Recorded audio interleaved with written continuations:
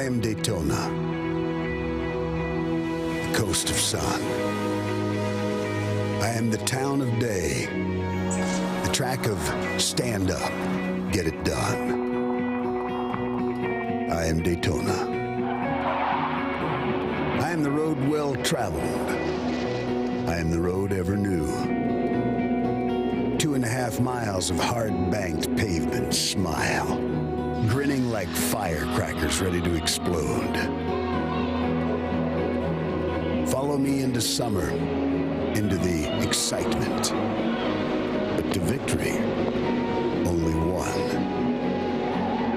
I am the sweat. I am the smoke. I am the heat on your skin and the shout in your throat. I am you, the American spirit. I am rock, I am roll, I am country, I am soul. Ride my roar, throttle my thunder, side by side into the sun. I am you. I play hard, but work harder. I am patriotism, I am pride. I am the 4th of July. I am Daytona. Let's ride.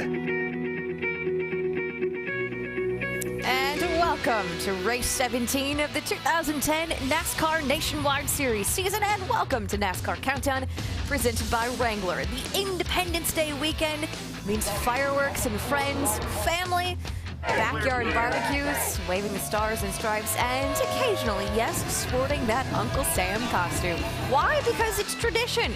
But ask any NASCAR fan the best place to spend the 4th of July, and this will be your answer. Daytona International Speedway, where tonight the NASCAR Nationwide Series introduces the next generation, the new car, and the return of some old favorites like the Dodge Challenger and the Ford Mustang. And is anything more iconic in NASCAR than the number 3, driven by an Earnhardt? And speaking of an Earnhardt, in qualifying earlier today, it was Dale Earnhardt Jr. who spoiled Roger Penske's shot at the first 3 spots. That 3 car will start 3rd, not Justin Allgaier to 4th. Starting in the number 2 spot is the 2nd youngest driver in the field tonight, the 3rd Penske driver in that 26 car, Parker Kligerman, which means pole position belongs to the points leader. Brad Keselowski wanted to get the first pole in the new car, and that is exactly what he did. It is his 4th pole of the season. Now, some drivers said they didn't focus on qualifying at all, like Kevin Harvick, who's starting 9th. He said his car was definitely set up more for handling and winning the race, not the pole. Kyle Busch also starts in the top 10. He is 5th. Ryan Newman, a former Daytona 500 winner, he rolls off 8th. But right now, let's hear from our pole sitter. He is on pit road with our Dave Burns. And Nicole, before he took that qualifying run, he predicted that he would be on the pole, and he did it. So are you willing to go like Joe Namath, Super Bowl 3 far, and guarantee the win tonight? No, there's a lot to win in these races. You got to execute on every level, and you just don't know how the race is going to play out. So I think we've got a great shot at it. Our discount tire Dodge Challenger is fast, obviously, so we've got to do all the right things on the racetrack and on pit road and find our way in victory lane. The bumpers on these cars are not well reinforced. They're a little twitchy in traffic. So what constitutes working well together here tonight?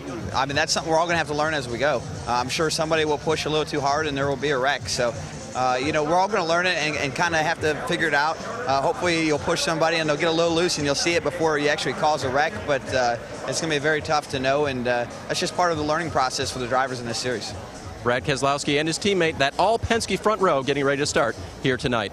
Let's go down to the pit studio with everyone, including Nicole Briscoe. Thank you very much. I have to say, on this night, during this particular weekend, it is truly an honor to be joining you from, as Dave said, the ESPN pit studio. What a great location for us. And I am joined in the pit studio by 2 guys who, dare I say, have collectively spent some 70 years of enjoying the racing here at Daytona. Dale Jarrett and, of course, Brad Doherty. Yeah, absolutely. I mean, I've been coming to this racetrack for over 30 years, and that goes back to my childhood. In the mid-'70s, my uncle, we would load up his big Mercury. He'd throw a big carton of Pall Mall cigarettes in the window, and we would load up and bear down on Daytona from Black Mountain, North Carolina. It was unbelievable. The only stop for more cigarettes and gas. And you'd walk into this place.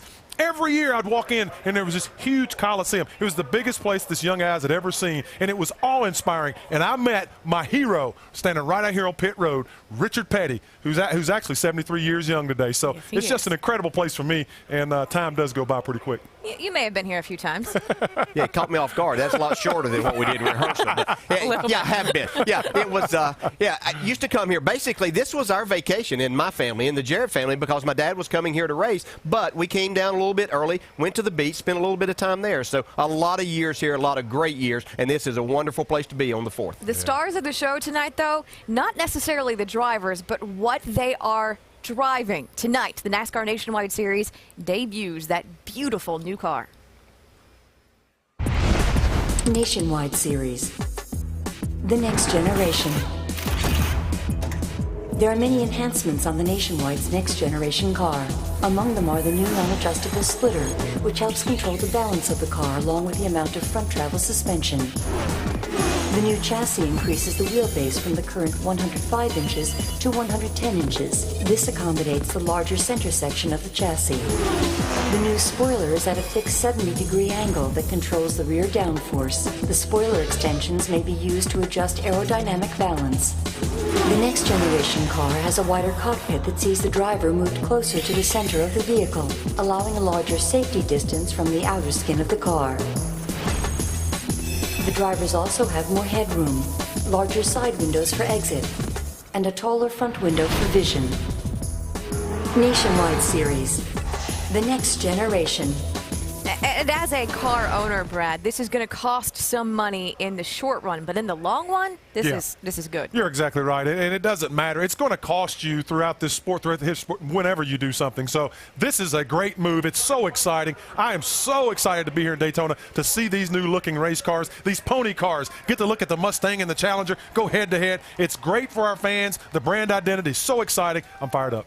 Yeah, as you said, Brad, it was going to be costly anytime, but these cars are much safer. There's a lot of safety issues designed into this car, and that's a good thing, and you can't keep something on the shelf when you have that for these drivers. I remember from something very positive to something, well, the pothole back in Daytona in February that marred the 500. Not that again. Yeah, well, the track is doing all it can to keep that from happening again, which is part of the reason there was some more patchwork done last night. The new patch is about 3 yards in front of the patch that was made after the 500, though the track says this is all a precautionary move. A patch Do for the not patch. expect any problems tonight.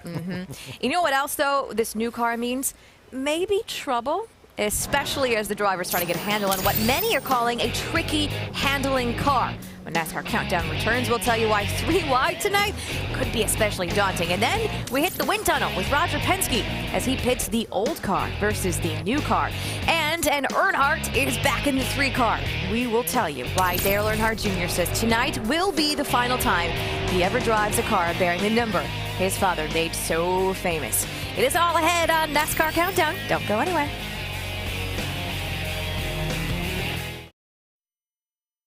NASCAR Countdown is presented by Wrangler, official jeans of Dale Earnhardt Jr. and the number 3 Wrangler Jean Machine. And in part by Pennzoil, Feel the Clean. Brad Keselowski and Justin Allgaier have the honor tonight of debuting the new Dodge Challenger. Brad is going to roll off from the pole position, Justin in 4th. Now, both drivers say not only do the cars look really cool, and they do, but they are also pretty darn fast. For proof, Fallon Bestwick visited the Dodge wind tunnel with the captain. Like a lot of people, I remember the late 70s. NASCAR's a really cool time when the cars were door slammers. They really, really looked like cars you could buy. We had the Chargers and we had the Mustangs and Camaros and Javelins, all running together. It was really exciting because everybody, they had a brand that they loved. And now I think when you start to see cars that they can really identify. You started with a goal of giving the manufacturers some brand identity, but yet NASCAR wants the cars to be aerodynamically competitive. How do you make those two fit together? Dodge came up and said, well, we have a unique look we'd like to offer up for the Nationwide Series. We took a look at it and said, well, that's what we're looking for, is to bring back some of that look as a street version versus just a pure race car. With the aesthetics of the car, each of the manufacturers are very different from one another.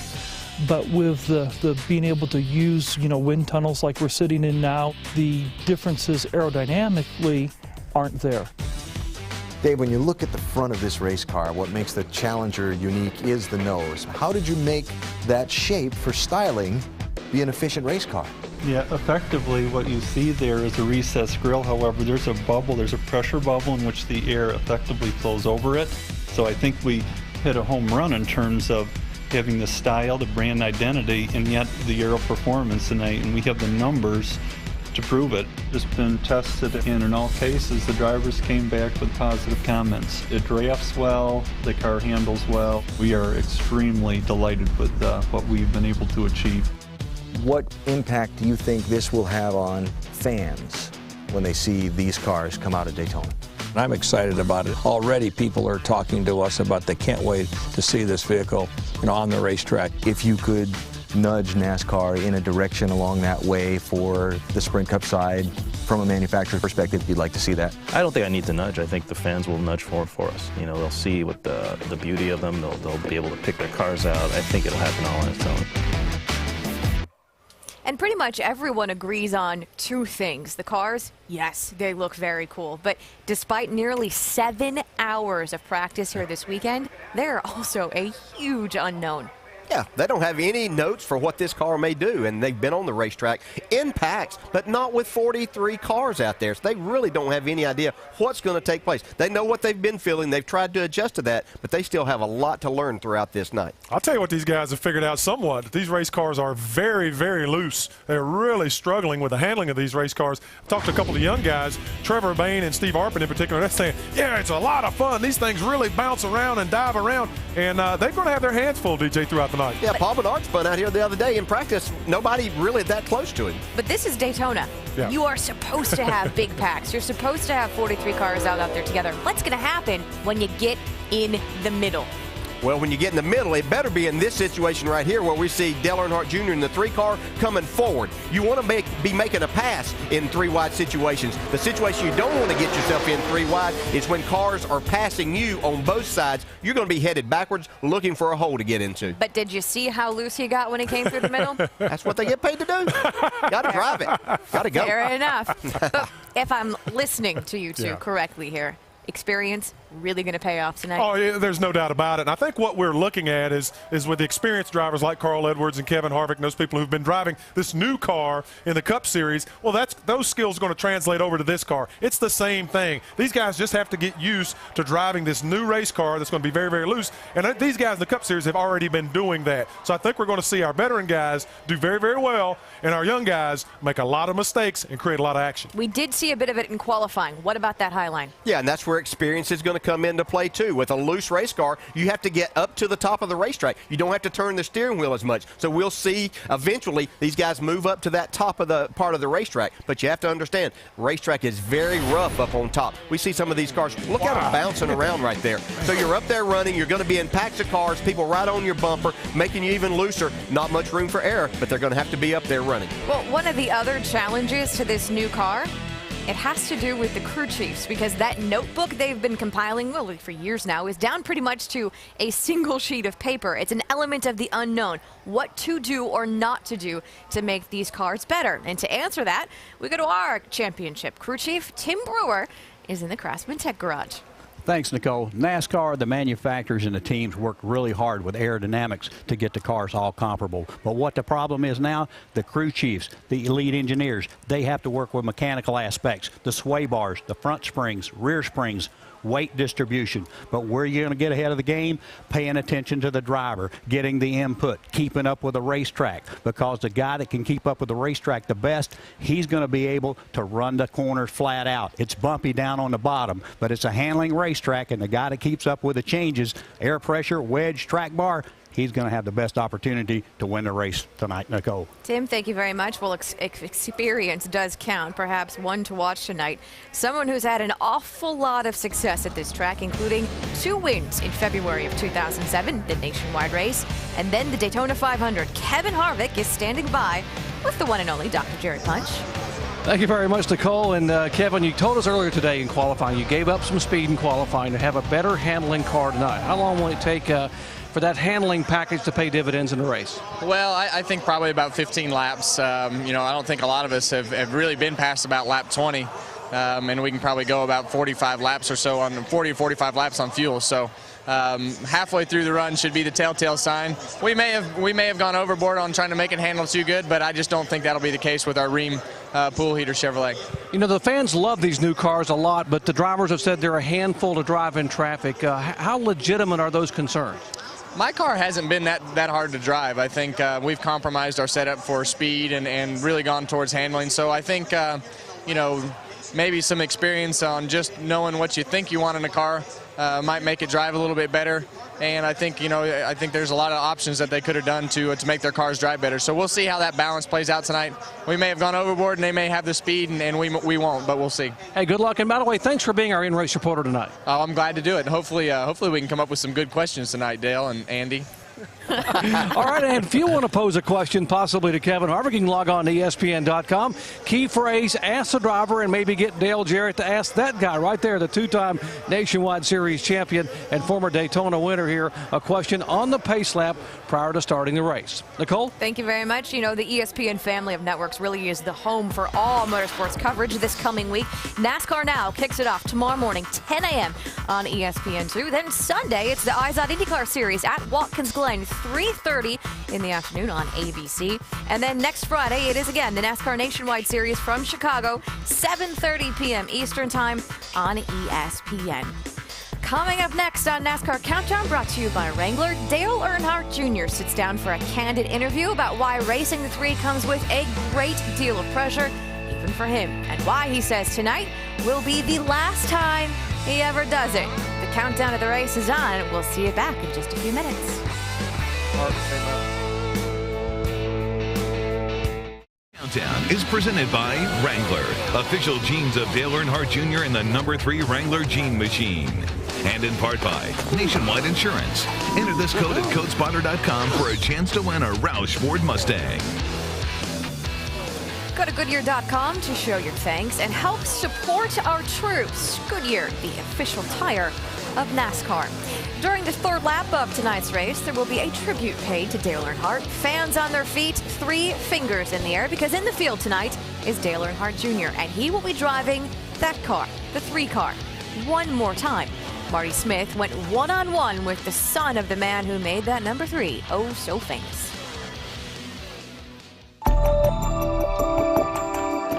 Anybody have anything left? The coat with the man in black.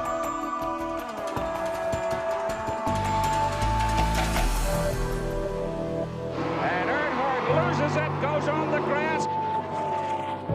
Incredible piece of driving by Earnhardt. They come toward the line. Who will it be? Dale Earnhardt will come to the caution flag to win the Daytona 500. Before there was an intimidator, Dale Earnhardt was one tough customer.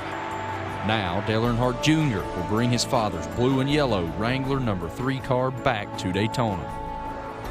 There's a lot of different emotions, that it brings up when people say, here the 3's coming back.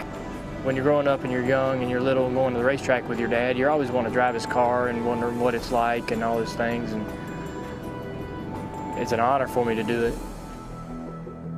With great appreciation for his father's iconic career, Junior knows the significance of running the number 3. It's not mine to take and use whenever I feel like using it. You just don't grab the car keys off the counter and go run out the door and haul down the road with your dad's car. Didn't do it when he was alive, won't do it now. I just wanted to go to the racetrack and run it once before I retire, And this will probably be it. I mean, after this, I'll probably never drive a car with a 3 on it again. So I can pretty much say I'm 99% sure that'll never happen again. For the fans that feel a connection to the car, and for the fans that have any emotion about this, anything less than a win is a disappointment. If the 3 is coming back, they don't want it to run second, you know what I mean? So I feel that pressure. The Earnhardt name is synonymous with success at this track. Dale Sr. only won 1 Daytona 500, but he has 3 Cup wins at this track. But he did also win 5 in a row here in the Nationwide Series between 1990 and 1994. As for Junior, he scored 7 total wins at this track between the 2 top series. Yes, numbers are important, and the 3 certainly carries its own legacy. But not only does Dale Earnhardt Jr. carry his father's name, he's now carrying his number, but he also carries the bulk of his fan base. Your father was very successful, Dale. What is it like to grow up the son of a successful dad? Yeah, there are certainly huge expectations, and people expect you. My dad won 50 races and 2 championships. That's what everybody expected when I got in a car. Dale Jr. has carried an even bigger burden with him. He's the son of the legendary Dale Earnhardt, and to try to live up to those expectations, pretty much impossible. You know, if we look at Dale Jr. and his record, if his name wasn't Dale Earnhardt Jr., he won 2 championships in the Nationwide Series. He's won 18 Cup races. He's finished in the top 5 of the points 3 times. Those are great numbers. He's won the Daytona 500. So if his name wasn't that, we would be talking about a really, really good race driver. But because the expectations are so high, people seem to think that what he's accomplished so far isn't nearly enough. Now, he's brought some more pressure on himself tonight by driving this number 3, but I think he's ready for the pressure to put this car in victory lane. Well, from that Dale to our Dale, we have to let you go because you have to get over there. He's got to get up into the booth with Alan Bestwick and Andy Petrie, so we'll see you in a bit. Yeah, looking forward to it. This is going to be a great race. Got a good view up there, too. Well, hey, the new car is full on going to be on display tonight. 43 of them soon going to take the green flag with a couple of Dodge Challengers leading the field. Mike Massar, though, is standing by with the driver starting second. Yeah, and I would say he's a bit of a surprise, too, Nicole. Parker Kligerman qualifying on the outside of the front row tonight. You've got a teammate on the inside of you, a teammate behind you. What's going to be like when you storm down into turn number 1? Hey, you know, there's a reason they're teammates. They're going to help us out, and I think, you know, I'm going to do all I can to help them out, too. It's great for Dodge to have this new Challenger up front. Front row for Penske is the first time in Nationwide Series to have the front row locked out. Discount Tire locked out the front row also. You know, this is a great day for our team and Penske Racing and Dodge and Discount Tire. And, you know, I think the big thing is if we can do what we've been doing all weekend, which is work as a team, we'll be great, and we'll have a good race. And still a few unknowns, Nicole, for this young man. Only got 20 laps of practice this weekend. Thank you, Mike. Thank you, Parker. And you were watching NASCAR Countdown from Daytona International Speedway. We are back 22 minutes and counting to the green.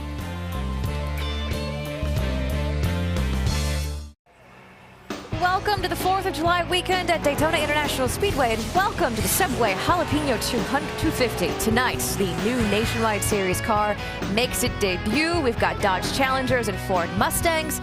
Countdown to green is underway, and so are trackside activities. So let's get on downstairs. Ladies and gentlemen, please rise and remove your hats as the Daytona Beach Police Department Honor Guard present our nation's colors.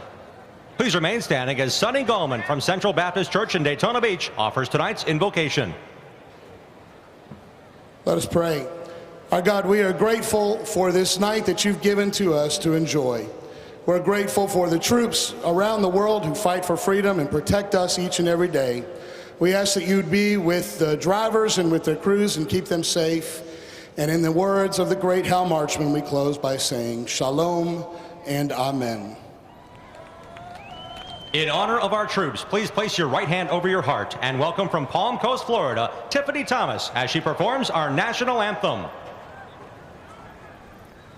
Oh, say can you see by the dawn's early light what so proudly we hailed at the twilight's last gleaming, whose broad stripes and bright stars through the perilous fight o'er the ramparts we watched were so gallantly streaming, and the rocket's red glare, the bombs bursting in air, gave proof through the night that our flag was still there.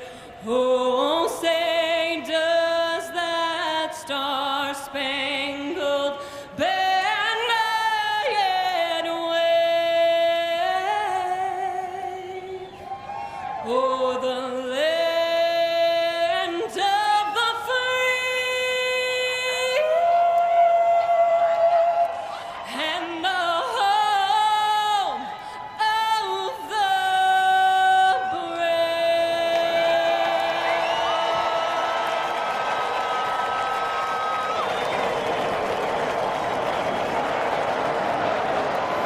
getting ready for 100 laps and 250 miles at Daytona International Speedway. It is the 4th of July at Daytona. Stock cars, and this holiday, they go hand in hand. It is a little slice of Americana. Subway Jalapeno 250 at Daytona is brought to you by Subway Restaurants. Subway, race hard, eat fresh. And Nationwide Insurance. Enter this code at codespotter.com for a chance to win a Roush Ford Mustang.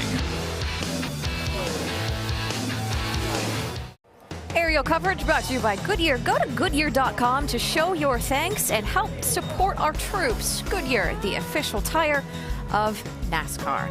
A lot of things to look forward to tonight. We've got Dale Earnhardt Jr. in the 3 car, and it is the debut of the new Nationwide Series car. Brad Doherty, what are you looking forward to most? I just think it's going to be a great evening because of so many of the unknowns. And throw in there a couple of veterans who haven't raced in this series, in particular one guy, in over 20 years, and that would be Greg Sachs. He had a win here almost 25 years ago. He's starting in the top 10. We have Ken Schrader, one of the great racers of all time in this field tonight. So some great veterans mixed in with some young guys with a lot of unknowns. I hope this is not the first time that we have to have 3 chances at a green flag start. It is also an interesting front row. We've got Brad Keselowski on the pole, starting next to his young teammate Parker Kligerman. And you mentioned unknown earlier. One of the unknowns earlier today was the weather. Mother Nature appears to be playing along for now, but unknown, that's pretty much just the car at this point, right, Alan? Unknowns are what's going to make this night a little bit of a primetime mystery, Nicole. Thank you. Dale Jarrett's made it upstairs alongside Andy Petrie. DJ, the guys buckling into those cars we're seeing down on the grid right now. A little bit of an edge right now? Yeah, just a little bit. A lot of apprehension from these drivers because they really don't know what to expect. They haven't been in the type of pack they're getting ready to be in. So we've heard all the talk about how the cars are driving, how aero loose they are. So these guys are not exactly sure what to expect. So they're a little bit on edge, you might say, right now, but they'll be fine as soon as they settle in. Now, crew chiefs have some unknowns as well tonight. Andy, tires, strategy. What are we going to see? Well, you're right, Alan. They've had a lot of time on the track and well prepared through testing and all that, but it's still a very much of an unknown how they're going to race and how the tires are going to wear, how the car's going to act as the tires wear. Fuel mileage. People really don't know for sure how far they can go on fuel till they make that first run in traffic. So it's a lot of calculations going on down there. They're starting their very first page of their notebook on this new car tonight. Now, I like the big guy's line about 3 attempts at a green flag start. But really, what are we going to see? How wild is this going to be? Well, I think the start's going to be relatively tame because I think the guys want to get in and see exactly what to expect. But once they get the feel of this, we're going to see some really exciting racing. I almost disagree. I think it's going to be wild from the start. I think we all agree that it is a night full of unknowns, including an unknown about the weather. There have been showers in and around this racetrack area all day. We are dry, though, ready to go racing. We think the weather picture looks pretty good. But that's an unknown, too, because it's Florida in July, and we'll keep our fingers crossed about that. We just hope for a safe race tonight, an exciting race tonight, and a spectacular debut for NASCAR's next-generation race car. So on the grid, you'd see they've cleared away a lot of the crew members. The drivers are all buckled in. And now what we need to get this thing started are those famous words they're about to give trackside. Ladies and gentlemen, please welcome Subway Restaurant spokesperson, Florida native and Buffalo Bills rookie running back C.J. Spiller, as he delivers the most famous words in motorsports. Gentlemen, start your engine! All right, man. Crank up here, guys. The newest Buffalo Bills is fired up. Fired up, buddy. 1, 2, 3. Go about 39 right now. 5 running gauges look good. 10-4. Just give me a couple of laps notice if you need me to start trying to find partners up here to help you down there. Nicely done by Mr. Spiller, and so here we go. With all of the talk that's been going on these last few days around this racetrack, we're going to see who's going to become the first winner in NASCAR Nationwide Series Next Generation race car. Here are some of the former winners in nationwide competition at Daytona in the field. They include the man highlighted there, Kevin Harvick, who is our in-race reporter tonight. Of course, Kevin won here in February of 2007. It was the opener of a huge weekend doubleheader for him. Checkered flag in that car on Saturday. He won the Daytona 500 the next day. We talked to him next.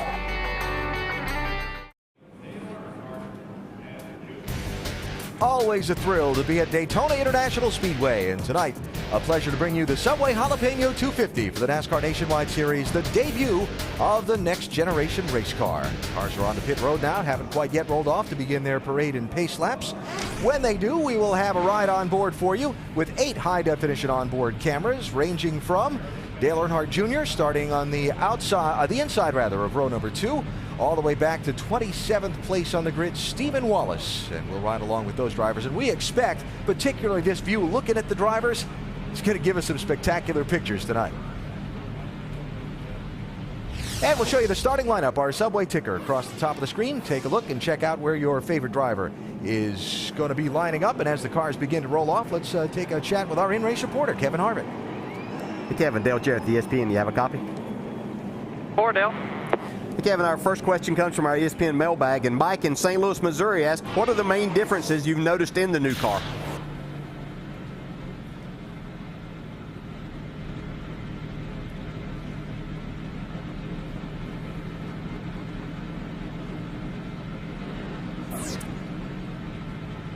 Obviously, from the hand gestures, Kevin is talking to us, and we're just not hearing him after the initial hi, Dale. So we'll have to get back to that.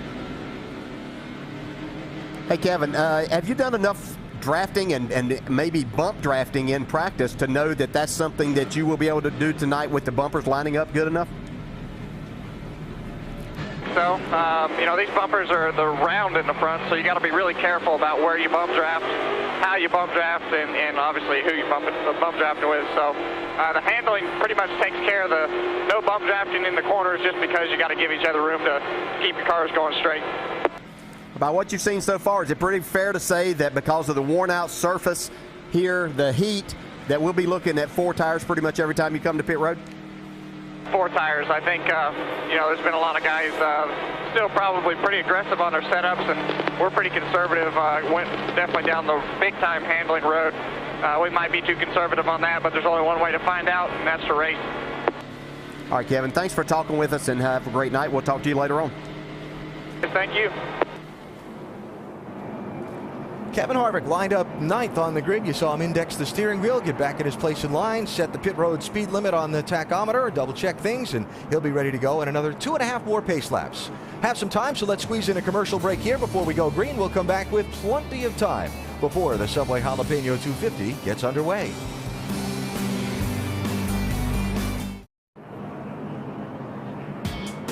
Day or night, doesn't matter. Field of race cars on the Daytona International Speedway is an exciting sight.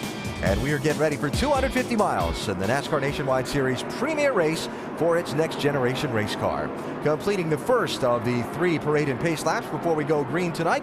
And once that green flag waves, it'll take 100 laps on this 2.5 mile track to complete the scheduled distance. I guess about that third line down is a big question mark, Andy. Yeah, you see how big we have that window. We really don't know what to expect. We've talked to a lot of people, and anywhere from 5 to 6 miles per gallon is what I'm hearing they're getting. So we'll see what the actual window is after we make our first green flag run.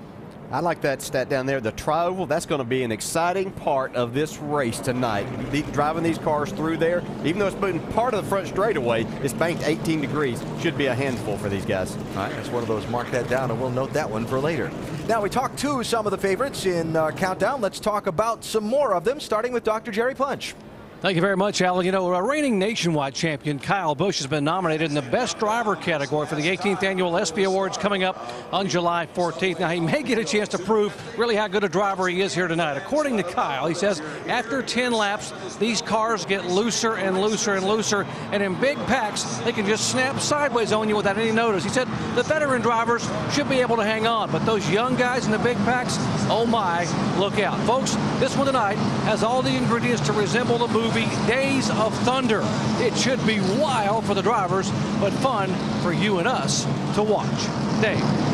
And Doc, together with his teammate, Joey Logano, people have been asking this week, will the dominance of the Joe Gibbs racing cars the last couple of years in Nationwide continue, or will this car be the great new equalizer? Well, if you talk to the 20 team and crew chief Kevin Kidd, he says equalizer. He says it's just another opportunity for us to shine. Joey Logano starts 10th today.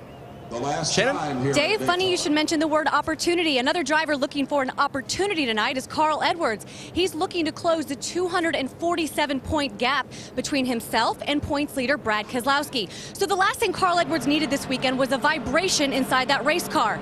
Unfortunately, that's exactly what he had. The team spent all of final practice yesterday trying to diagnose the issue.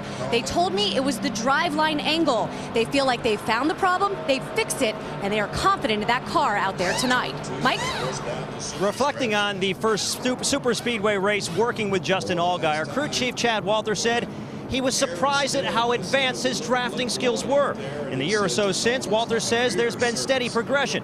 While Walter stopped short of saying that Allgaier is a super speedway ace, you can tell he believes in his abilities. He says he knows the strengths and weaknesses of his race car, and if he works with his teammates tonight, there's no reason to believe they can't stay at the front and contend for this win. Alan, you can tell why the expectations are high. After all, they did finish fourth here back in February.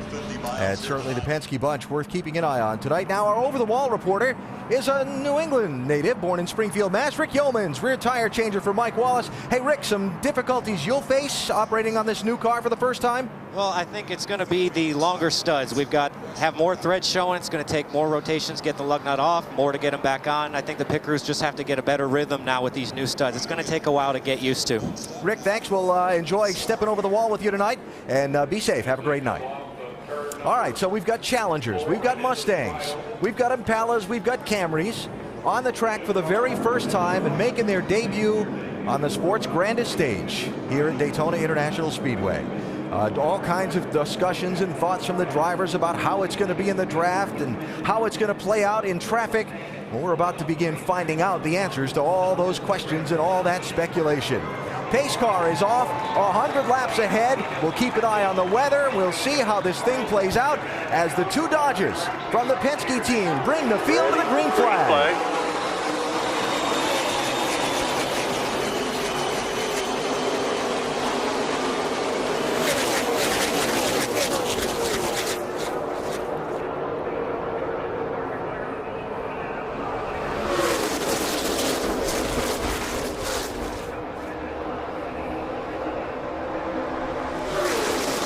Who's going to lead this first lap down the backstretch? The two Challengers from Penske are leading. Yeah, I'm watching Dale Jr. That's exactly what I was thinking. He's going to get a push and try to go by the inside. He had laid back. Here comes Kyle Busch giving him a shove. Now remember, here at Daytona, the yellow line on the inside of the racetrack is out of bounds. You can't go below that yellow line and advance your position. So we'll see if Junior finds some running room here as he's about to clear Kligerman off of turn 4. I think Brad's going to get here first with a big push from Junior.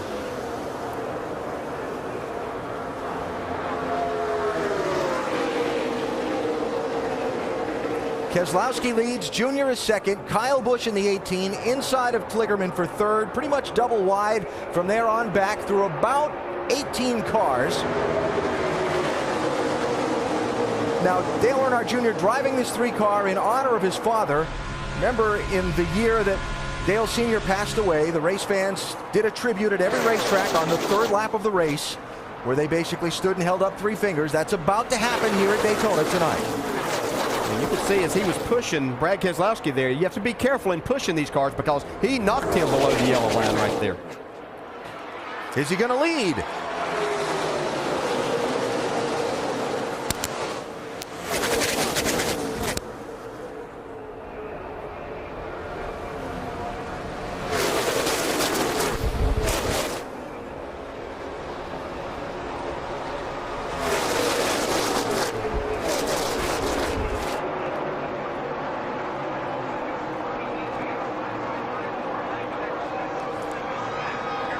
How about this? The 3-car to the lead on the third lap at Daytona. How appropriate this is now. See if he can hold it. Yeah, that car's pretty loose right there. He's getting a big push, but he's so loose he can't get to the throttle. Can he get back to the line first? That's Kyle Busch behind him.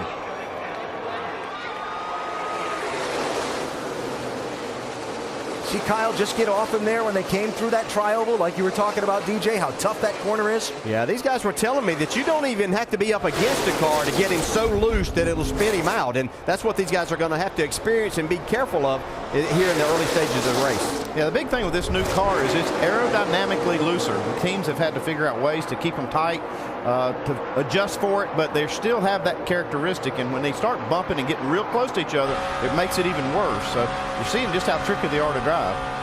This is on good tires, too. Yeah. Yeah, we heard him report that Kyle Busch said that after about 10 laps, these cars just continue to get looser and looser. There's the bump into the tri-oval. Ooh, that's a dangerous place to be doing that.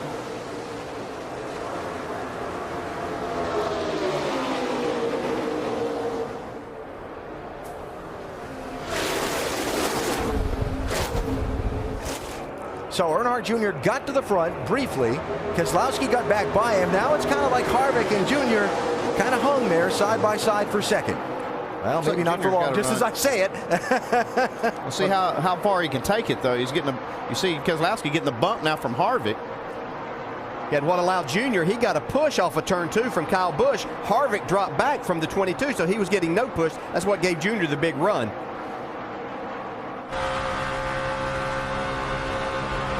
Remember that one of the things we talked about during our coverage of qualifying, we were talking about the two different types of setups under the cars. The coil-bound setups that are faster, but maybe a little more unstable, and the conventional setups. And Harvick giving up some speed in qualifying for the stability in the race. Let's see, he's up to racing for second. Yeah, but it really hasn't taken effect until the tires get worn and get hot. That's when you're going to see that kind of setup probably come to the front even more.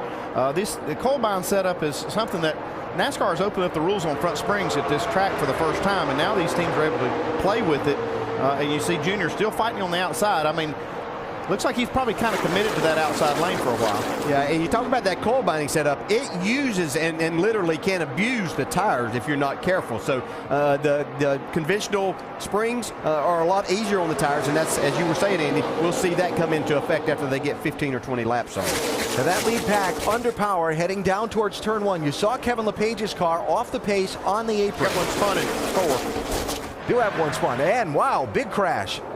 Jennifer Joe Cobb in the 27 and Johnny Chapman in the 43. Fire. Can I get out yet? Yeah. Caution flag for the first time.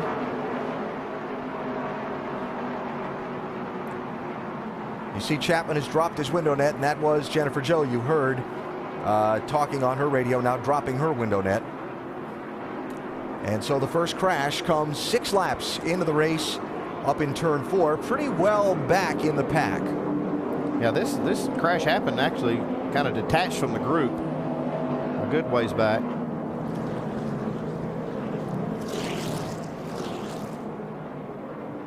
I think the look we're going to see of this is picked up in progress already. Just looking at this, it might be a situation that the 27 spun and then was hit in the rear. Yeah, that's what it looks like. Right there, you can see just catches Chapman up there. He's trying to avoid this spin. It looked like the 27 maybe hung the left front down on the apron, caused it to get loose and shot up in front of Johnny Chapman. That flash fire went out as they stop here. Pretty significant fire. Wow. And that was kind of right there pushing it in her window. Yeah.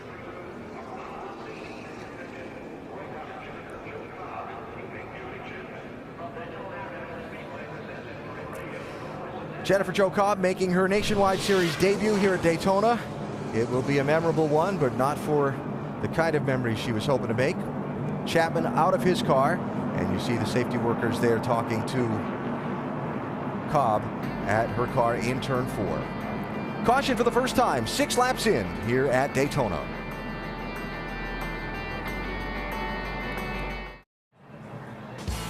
The Subway Jalapeno 250, powered by Coca-Cola from Daytona. Make sure to go to NASCAR.com for all your latest NASCAR information. Check out that sky. Pretty ominous looking, but pretty. We'll hope that all the weather stays away from the speedway. Right now under caution for the first time after a 2-car crash up in turns 3 and 4. Both Jennifer Joe Cobb and Johnny Chapman out of their cars and have gone to the care center for their examination. Dave, what do you have? Alan, as you know, Parker Kligerman qualified the 26 car on the outside of the front row. Had some interesting thoughts after that first run. Listen to the nerve of that 19-year-old. Wow, that had to be the most insane thing I've ever been a part of. The 3 and the 18 were just being idiots, so I was trying to back off them, and sure enough, they almost wrecked us all right there. I had to back out of it just ran out back of me. Idiots, huh? Well, the 3 and the 18 may go and win this race, too, so Parker may want to work with them rather than be angry with them as the night goes on. Alan? If Parker stays around long enough, he'll realize that that's the kind of things that are going to happen at Daytona and Talladega all the time. I had a spotter one time, was a spot for one of my drivers. He said, the driver said something about everybody's acting like idiots. He said, hey, you're all idiots. Just keep pedaling. If you're with us for our coverage of qualifying earlier today, you saw Reed Sorensen in his backup car really throwing some sparks out behind that machine. He was just on pit road a minute or so ago to have some adjustments made to try and remedy that situation. Yeah, after qualifying, they went back and made some adjustments and had to start back in the rear. But you can see right here, they're trying to make some adjustments to keep this car off the ground because this is a backup car. They had limited practice with it, and everything being so new, it's really hard to predict where to set this thing, and just without a lot of laps on it. Tim Brewer in the Craftsman Tech Garage. What were they doing? Tell you what they're trying to do, Alan. They're trying to raise the car up on the right front, because on the right side here, this is the trailing arm cross member that sits in the center of the car, and it's probably dragging right here in this area. But what this controls is a trailing arm that controls back here at the rear wheel. But the exhaust pipes comes out on this side also, but these areas right here, along with a K member up front, if it's hitting, when it bottoms out, it literally lifts that tire off the ground, and it's very unstable for the guys driving the car. You kind of want those tires on the ground as best you can have them at 190 miles an hour? As possible. I would think so. So Sorensen back out after adjustments to his car, and we continue the cleanup from the first caution here at Daytona, as you see some of the safety workers continuing down there inside turn number 4 to remove those cars and clean up any of the debris. Yeah, I was just thinking, those two cars that crashed, that was both the Baker Curb Racing Team's cars. First next generation race, and both your race cars 6 laps in. That hurts. Yeah, that does hurt when you get both of them in one wreck.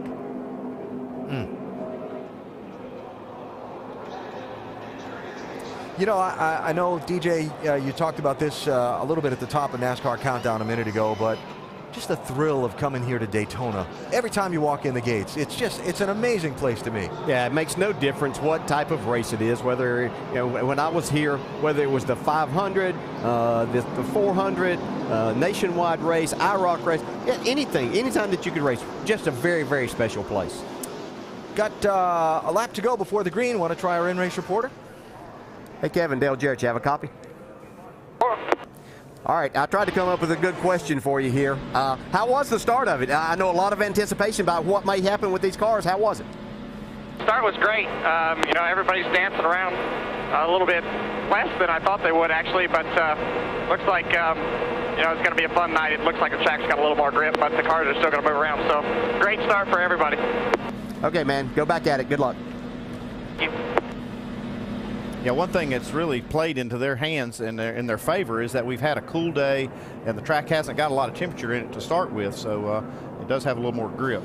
Any grip that you find out here, I promise you, makes a huge difference, because this racetrack is just so worn. So anything that can help makes you feel almost like you're Superman, that the cars are really good then. Verizon Wireless customers, text CHAMPION to 43776 for exclusive Champion Chats content from our NASCAR Now Roundtable experts. I think this week's is on Jimmy Johnson, Denny Hamlin, little momentum we've seen from Team 48, and which one our panel thinks is going to have the most wins and the most bonus points come chase time. That's a good question. They had pretty good answers. Yeah. Jennifer Jo Cobb treated and released from the Infield Care Center. Good news there. All right, so we had the first pole with the next generation race car. Went to Brad Keselowski. He led the first lap. First lead change. Actually, Dale Jr. has yet to happen at the start finish. That's right. And now we're going to have the first restart. Enough of the first until we see who the first winner is. Right. Okay. I was getting that look from Andy like, okay. Yeah. I like for Brad to keep leading for a while, though, because he's got Dale Jr. on his bumper right here. And I know Harvick's car's good, but I think, as we've heard him say it, that's going to pay off for him later on. Dodge, Chevy, Ford, Toyota in the first 5 spots. And here we go. Oh, it looks like Junior got into the back of Keselowski a little bit there on the go. These cars really accelerate a lot faster than they used to here because they've got about 150 almost more horsepower. That's going to hurt Brad right here because Carl Edwards is on Kevin Harvick's bumper and pushes him out front right now. Here comes Junior. Brad's got help coming. Johnny Chapman treated and released from the infield medical center. Bump. There they go. Looks like we may have our second leader. Harvick cuts low in front of Keselowski. Carl Edwards to his outside. Edwards got Boyer behind him in the 21. And dancing around down the bottom. Yeah, that's really rough down there. It's where you want to be, but it's extremely rough. You got to have it pointed in the right direction.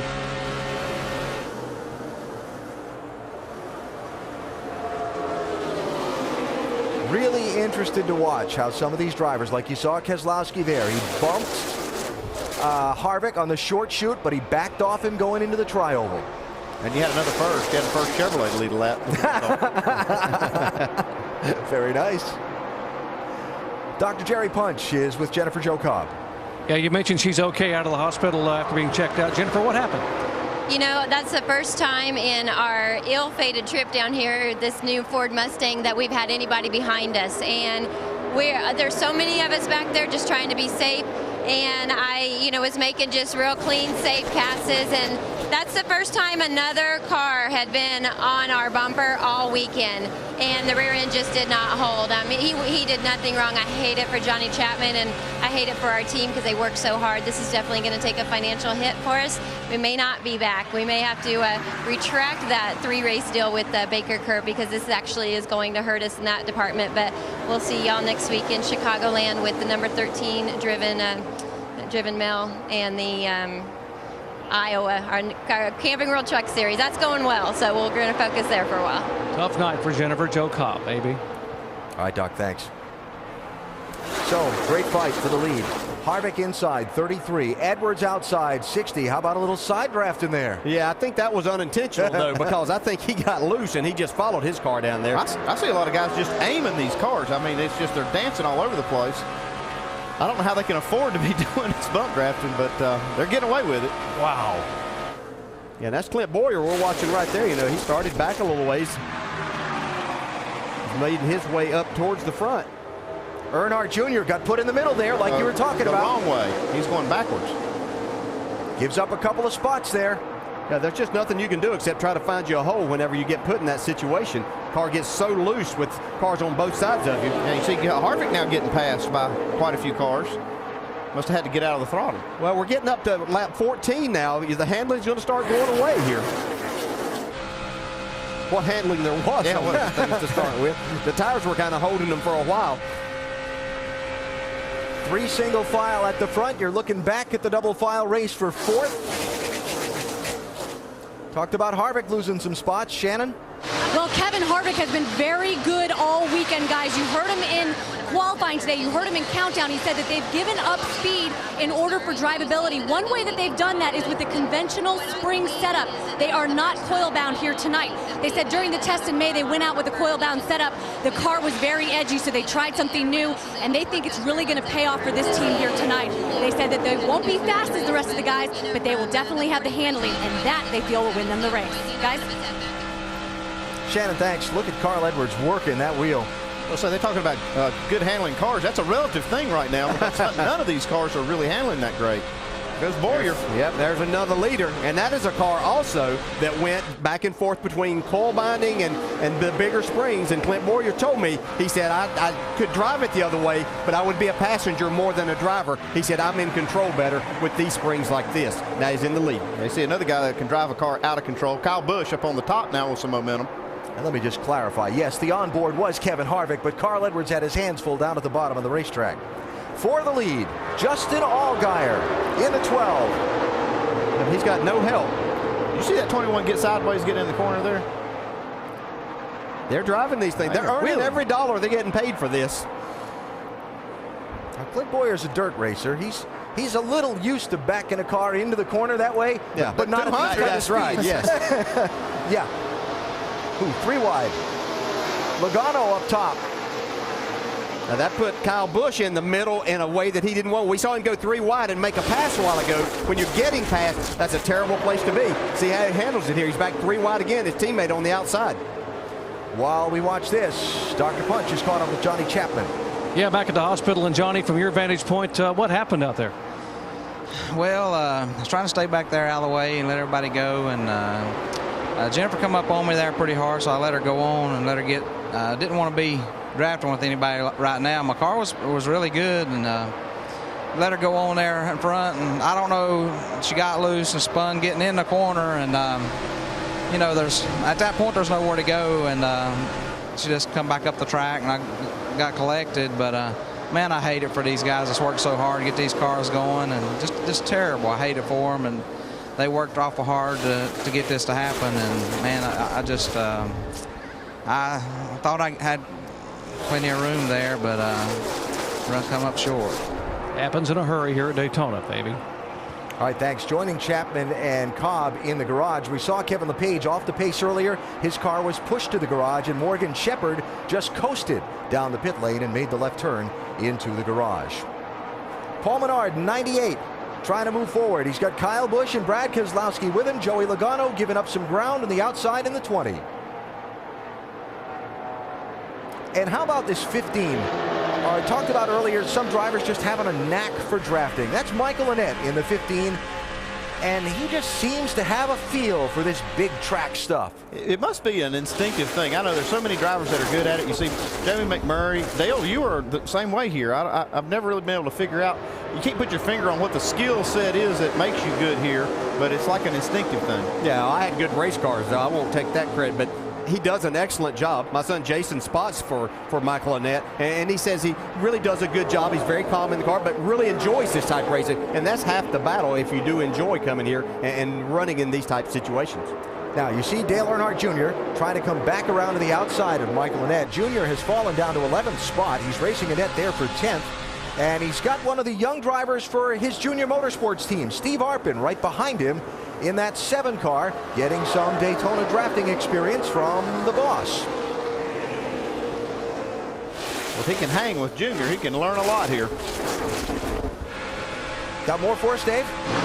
Yeah, interesting to think about what they must be going through in their mind. Actually, the driver and crew chief, Tony Eury Jr., on Thursday, Eury told me that they had 2 setups they wanted to put in the car, and the one they went with was the one that helped the car recover faster after he got shuffled out of the draft. We haven't seen much recovery here, so I'm really glad they didn't use the other one, but they got to be thinking, man, this shit takes a long time for us to get back up to the front now. Do remember, though, that they didn't run in packs like this in practice, so a lot of the things we talk about, the things that are unknown, they're finding out now for the 3 car. Hard to recover. That's interesting stuff, Dave. Yeah, it really is. And just as it was pointed out earlier, too, I think Kevin Harvick said it, that they haven't really put much more than 20 laps on a set of tires at one time or being out there for that long a time. So they're in unknown territory right now, too, as to what these cars will actually do. And interesting to note that 20 laps in, the lead pack has pretty much strung out single file, and we're beginning to see some guys hunt that high line around the racetrack to try and compensate for their car's handling or lack thereof.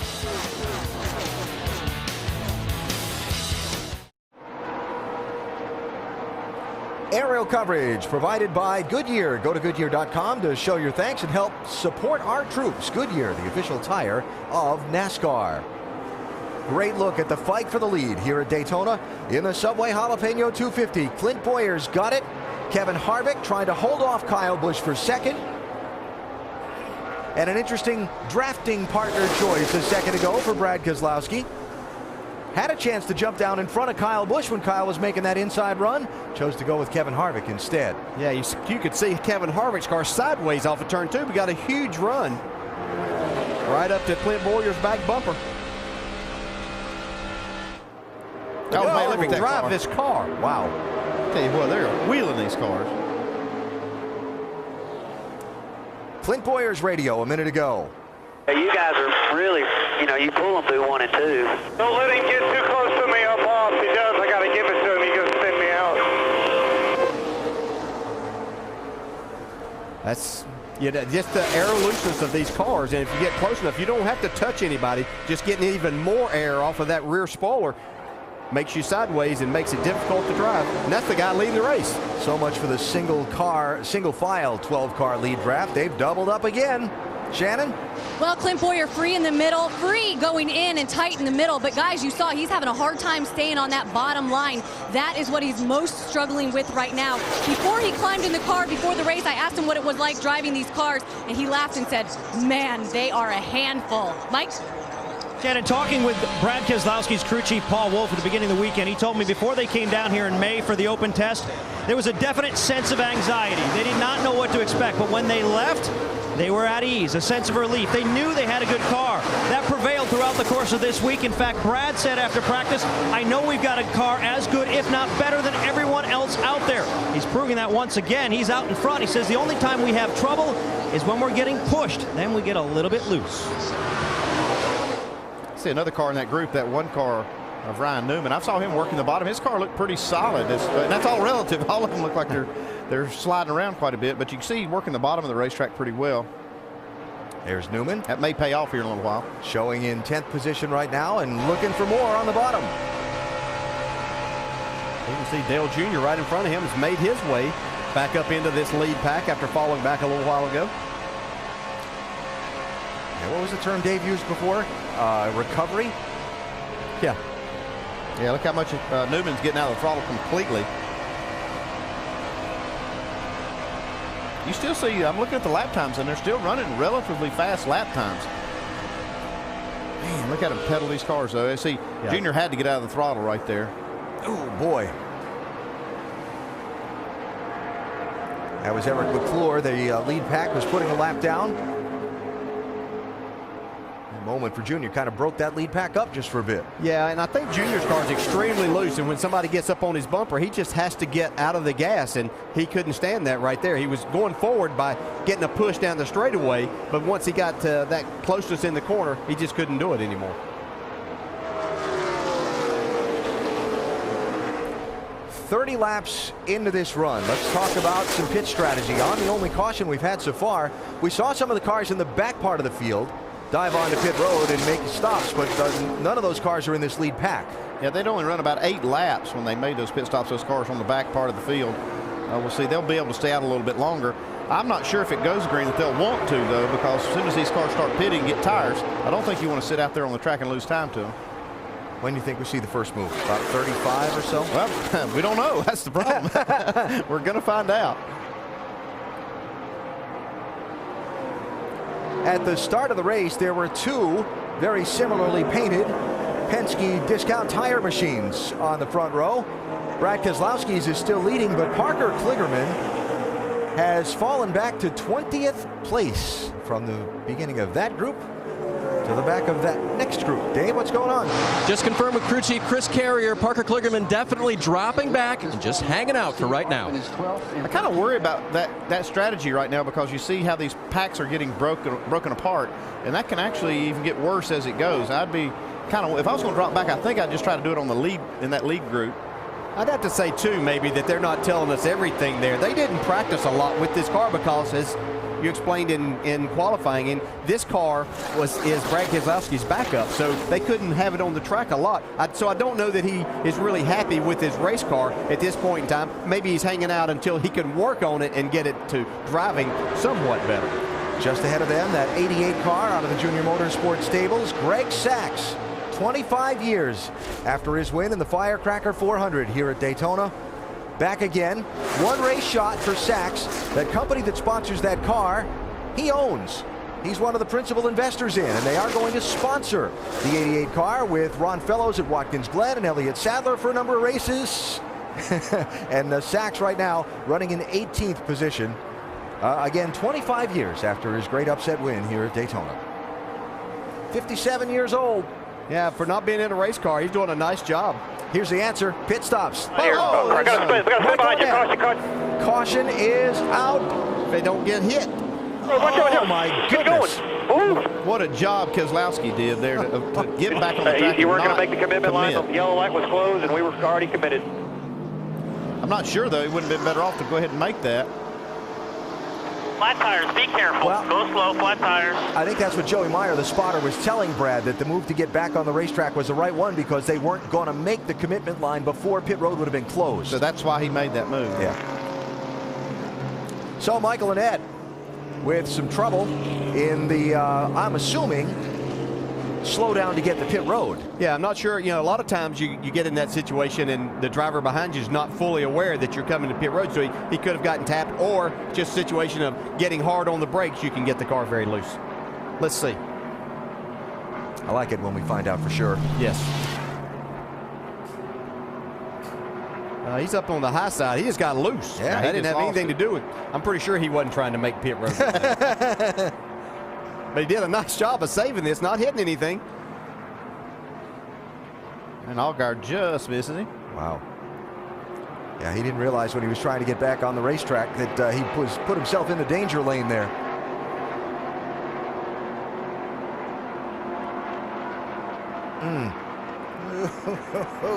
Man. Close call. It's not surprising, though, that these Dodges are the first ones to try to make a green flag stop.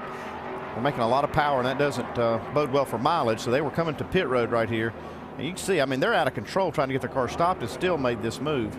Back onto the racetrack. You see the commitment cone there, center of the picture, so the beginning of the pit road speed limit, rather. We cannot afford a penalty here. Cannot afford a penalty. 4,700 at the line. 47. Spin behind you. Caution's out, spin out. Come on, watch him outside, outside, outside, outside. There you go, come on. A good job of spotting right there. Yeah, it was. I'm sure Justin was probably thinking, I'm pushing this throttle as hard as it'll go, but this is as much as I can get. Here's Brad Keselowski's radio. Watch the yellow line here. Oh, crap. Got to spin behind you. Caution. Get up. He's behind you. Come on. Watch out, watch out. Get going. Move. Got busy, didn't it? Yeah, my goodness. Good job, though. Joey Meyer, the spotter for Brad Keselowski, longtime spotter for Martin Truex Jr.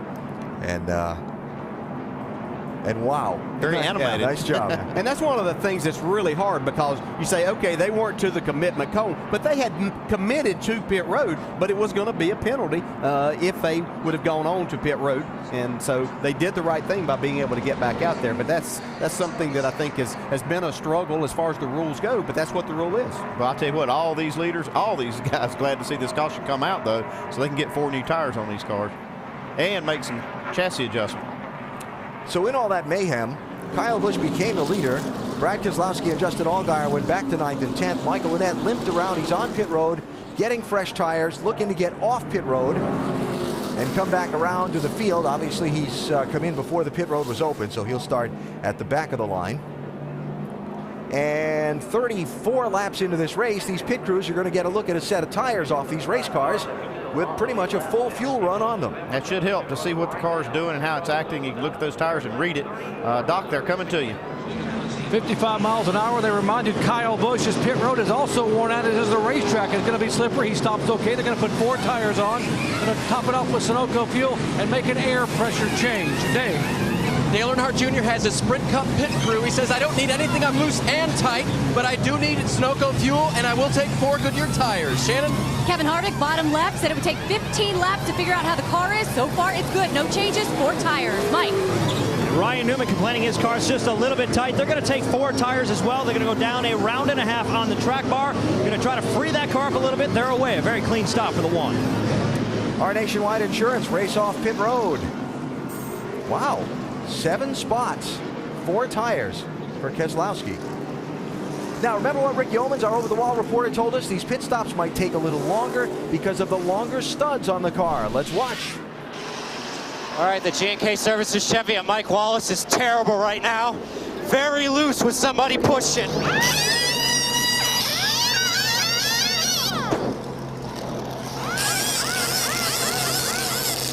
On this left side, I'm going to put a full spring rubber in.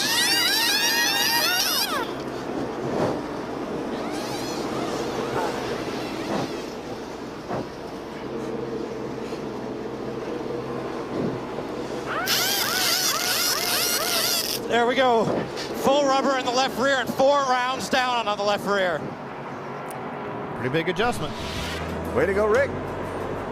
Caution out for the second time tonight at Daytona.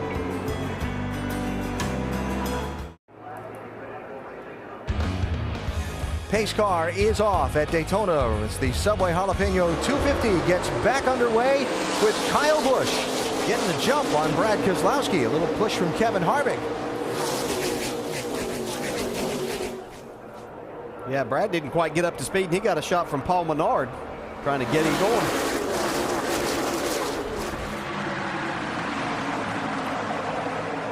"37 cars on the lead lap. Danny Eflin was the lucky dog, the free pass recipient on that caution. He's back around in the mix.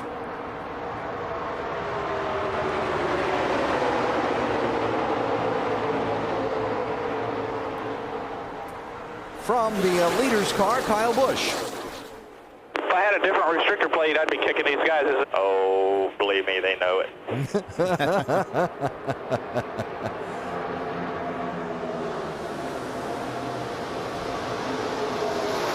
Obviously, that a discussion on the various horsepower comparisons of different makes of cars in Kyle's mind. And that's what governing we're them. to. Some of these other engines, the older style engines, can run just a slightly larger tapered spacer. They've done that in order to equal the horsepower advantage from some of the newer design engines. Kyle's making the statement there that maybe it went too far. It's hard to say that whenever your cars are running first and third with Toyota. Now that Joe, it's hard to get anybody to listen to you. Yeah, you can say it all you want, right? So Brad Keselowski went from being on the outside of the front row for the double file restart to getting shuffled back single file Lone Ranger on the outside. A little three-wide action for a minute in that second group. Trevor Bayne, 99. Ryan Newman, 1. Stenhouse in the 6. Steve Wallace in the 66. Yeah, Trevor Bayne doing a nice job making his way back up through the pack, up into the 13th, 14th spot, depending on which part of the track they're on. Yeah, they need to try to close the gap here. They need to try to get in line and catch that lead group. They're losing just a little bit of ground to them.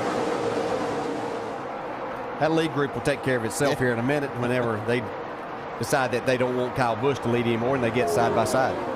There goes Keselowski falling back in line all the way back in 10th spot. Meantime, you mentioned Trevor Bayne, biggest mover in the race so far. Yeah, he actually missed the driver's meeting and had to start in the rear, so that put him back there. He had a reasonable qualifying effort, but Andy, they were excited about their car. Yeah, I talked to Jerry Baxter, the crew chief. They were excited about this car and how it's run, how they were excited about qualifying, and it ran well there. See, now they've lined up together, the one car, Ryan Newman and Trevor Bayne, try to catch that group ahead. Shannon? Guys, can you say momentum? Trevor Bayne absolutely has that on his side right now. He's coming off his career best finish last week of 5th. He's moved up 3 spots in the points in the last 5 races to 10th in the standings. But guys, he really considers this his debut at Daytona, despite the fact that it's his second start. He only had 6 laps in February. They're really looking for a good run for Trevor Bayne. Made a small adjustment on that last pit stop, but he's doing a great job out there. And it's crazy up front right now. Look at these guys. I told you they'd take care of this. Yeah. They're side by side racing here. Teammates. Yep. The Joe Gibbs Racing dynamic duo, Kyle Busch, Logano.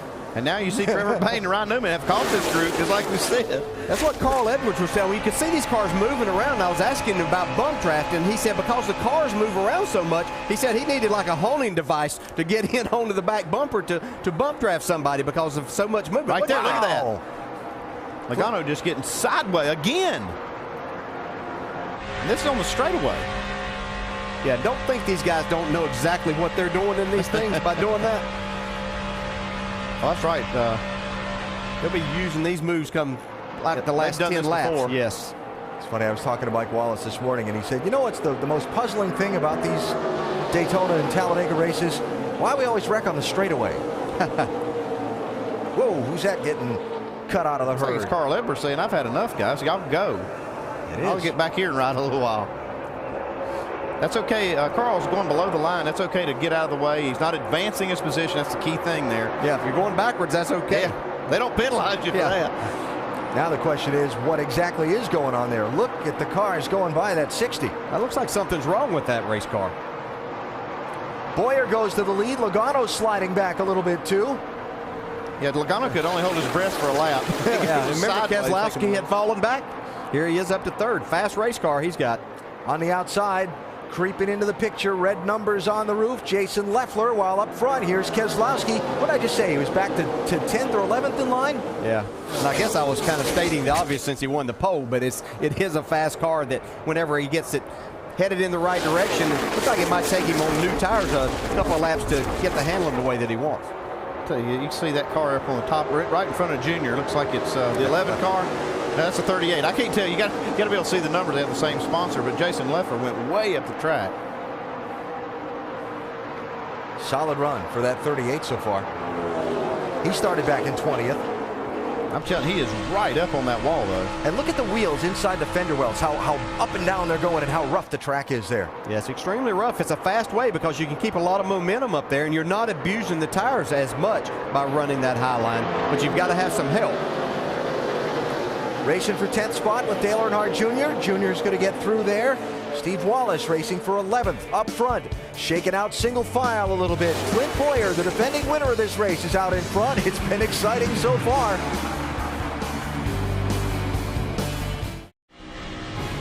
Reminder that the 2010 FIFA World Cup continues on ABC tomorrow with a pair of quarterfinal games. 9:30 a.m. Eastern, Argentina takes on Germany. And then at 2 Eastern, it's Paraguay facing Spain. The 2010 FIFA World Cup on ABC tomorrow. World Cup available on TV and on your phone. Go to ESPNSoccerNet.com for more information. It is Hold Your Breath Racing at Daytona International Speedway as we come up on halfway in the Subway Jalapeno 250. Riding on board with Brendan Gaughan, riding in 16th position, trying to pass Greg Sachs in the 88. And Brian Eichler in his Daytona debut in the Roush Fenway 16. Meantime, up front, Kyle Busch and Joey Logano are the latest two in the top two spots. It is wild up there. These guys, what an incredible job they're doing. I can't believe they haven't wrecked these cars. They're just driving the wheels off of them. They're earning their money tonight. And like we saw earlier in the first run of the race, about a 12-car pack has started to break away from the rest of the field. Now we're looking back from that 12-car pack to find Carl Edwards. And if you want to find Carl, you got to go all the way back right now to 21st position to come up with him.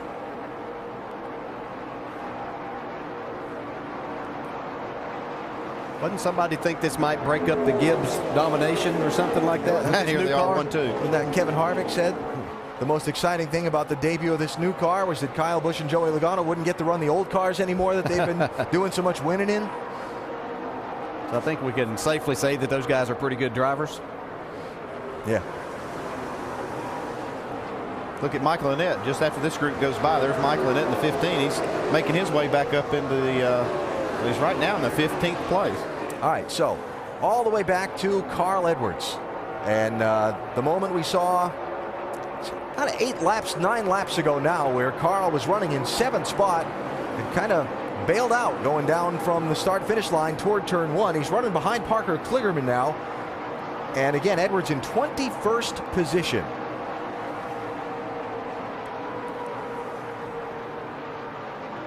Lead change. Allgaier, Keselowski, the Penske posse through the Gibbs guys.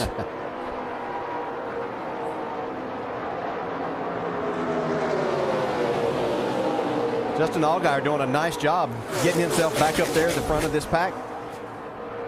This young man doesn't have a ton of experience here at Daytona, but seems to have learned more and more about the draft every time he's been here. Mike? When you talk about the limited experience he has here at Daytona, well, DJ, this team tried to do something about that. They basically sequestered him and his spotter this week, Chris Osborne, to make sure they were on the exact same page. Justin was having a little bit of difficulty seeing out the front and rear window of this car. His perspective is different, so he wanted to make sure that the communication process between him and Osborne was accurate. Well, if you listen to the communication tonight, it's clearly like a play-by-play. Osborne telling him where to be and when to go, telling him which lane's moving, which lane is not, and it's obviously helping Allgaier. Allgaier's out front right now, and that Penske tandem looks awfully strong. You know, it's definitely a team effort between the spotter and the driver at these type of races, and some drivers like more or less of that kind of communication, but it really is vital to know which lines are moving and where you really need to be at a certain time. I am so impressed with that light blue and white 99 car, Trevor Bayne. He says this is basically like his Daytona debut all over again. Came here in February, only got a handful of laps into the race and got caught up in a wreck. Yeah, he got crashed early and he was running well then. I think he was very disappointed because he had a great car for the race in February and he's got a great one tonight if he can keep it clean. How cool do you think it is to him to look in the rearview mirror and see that 3 car behind him? Let's check in on Dale Earnhardt Jr. Dave? And checking in with Tony Eury Jr., his crew chief. Tony, he hasn't given you a whole lot of information, and he didn't want any adjustments on that first stop. Can you tell if he has a good race car or not? I think it's pretty good. It's just a little too free to be on the bottom there a couple times, and he's just moving around making it work. But I think we'll just tighten it up just a little bit on the next stop because definitely the bottom lane's where you need to be. Can you tell, is he playing it safe at all? It doesn't look real safe out there right now. Well, I think some of the setups of the cars we're just bouncing too much, and it's just product of just learning these cars, see what happens. But I think he's going to be in good shape. We'll see what happens. Calm and cool down here in the 3-pit, guys. I watched the last lap. The Junior ran through 1 and 2 on the bottom, and he actually beat Clint Boyer through there pretty good. Looked like maybe he's found a little better line through there. If your car's free and you can hold the wheel and get through on that bottom, obviously the short way around, but if it's turning that good, probably a lot of these cars are starting to tighten up a little bit possibly, and that'll make him be able to pull away and get a good run down the straightaway. All right, got 2 Dodges down low and 3 Toyotas making a run up high. Allgaier trying to fend off Kyle Busch for the race lead. See, Kyle got to push into the corner there, but it got him loose and he had to go up the racetrack. Here comes Junior on the bottom. He's making that bottom work right now, pretty much by himself.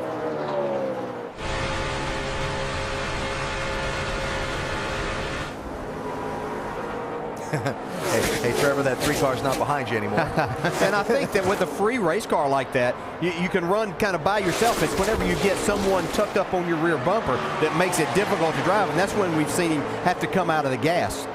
You see that time through there, he was able to pull past that 99 car now and get clear. We are just past halfway in the Subway Jalapeno 250 at Daytona. Justin Allgaier is the race leader right now.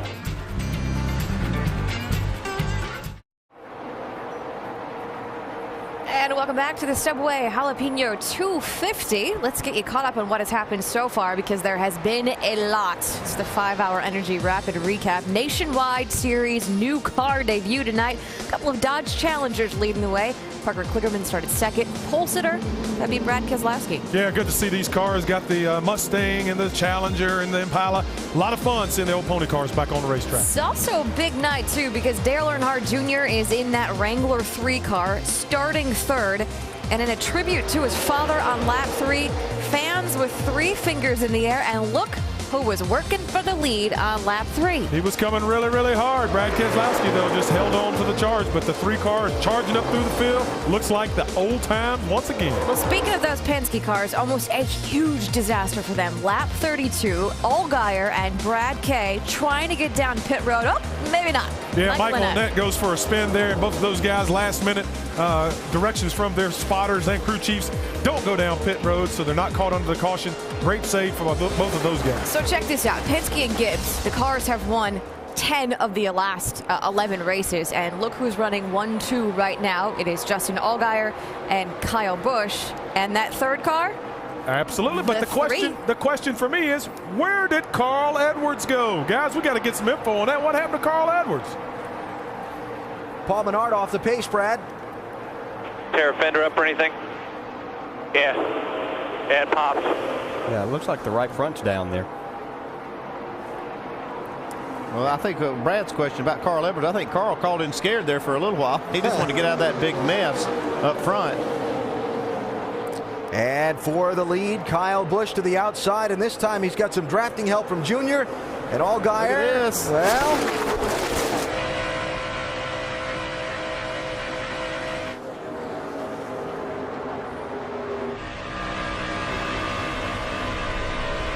guess Junior didn't want to run that very high lane around the top of the track. Well, once you push the guy out there and send him on, then you've got no help there yourself. Junior wasn't getting pushed from behind, and so that kind of left him sitting. he'll make his way back. This car is handling really good right now. We heard Tony Jr. say that they might make an adjustment, but I'm sure they're talking about that right now, Andy. Well, he was making time on the bottom of the racetrack till he caught that lead two cars there, and they were occupying that lane, so he was looking for a way around. That's kind of how he got forced up there. Now the question becomes, flat tire before the fender crunch or the fender crunch and then the flat tire? Yeah, more than likely the tire went down and he got in the wall. See, he's up there, but that's still a good question. Yeah. I would say he probably did cut a tire down somehow. I thought I heard on the radio he said it popped. Yeah. So would support your conclusion. Tough luck for Paul Menard, who had been having a solid run in the race so far. You see, Earnhardt Jr. got shuffled, but here he comes back. It's hard to hold a good handling car back when these cars get to this point and you get shuffled around. When you're starting to back off the gas, all the leaders are. It's hard to keep that good handling car down. Wow, coming. He scared it. I tell you, here comes that 3 car. He's going to be leading this race in a minute. Yeah, you can see he's just able to beat these guys through the corner so much, and that's because he's staying in the throttle so much more. His car's just handling good right now. If he gets just a little open on the bottom of the track, he's going to take the lead from Kyle Busch. But you see Kyle just running right against that yellow line. I think if Junior's going to pass him, he's going to have to get back and get a run on him and probably go to the outside and pin Kyle down a little bit. And he may need a little bit of a push to make all of that happen. And watching Junior's strength late in this run, DJ and Andy, is amusing to me because I'm looking at that lap count. We're coming up on another set of green flag pit stops. And that could put some guys right on the edge of making this thing to the finish without having to stop again if we get another long run. Well, the way these cars are handling, though, I can hardly imagine we're going to go green at the finish. And that's the way I'm thinking if I'm on the box. I see a lot of this going on. I would plan on there being another caution or two. Joey Logano running there in 5th position, Dave. And on the first run, actually, the car was so loose they needed a big adjustment. 2 rounds of track bar for Joey. He said, you guys got it 3/4 of the way there just a few laps ago. But he said, if I get it clean there, it's ridiculous, meaning it's very, very good. So Joey trying to find his way to the front, whereas Carl operate perfectly. Duck? And Kyle Busch out front. Now, Kyle, DJ, has said what you're talking about a moment ago. He said, I am loose tight. I am loose when I get a car like the 3 car tucked underneath the back of me, and he uses the whole racetrack to drive up across and hang on to the car. Well, once he pulls away by at least 2 car lengths, the car's a little bit tight out front. But they really can't make an adjustment because if they go too far on the air pressure, it'll get too loose. If they don't go enough, it'll get tighter, and they'll have trouble leading the race. So they're in a bit of a quandary right now as they schedule their last stop around lap 73. Leaders in some traffic. Closed up the pack there for a second. Yeah, that loose and push situation. Welcome to Daytona. That's something that you fight here because there's just not a lot of grip. Here we see Carl Edwards. That's 15th place.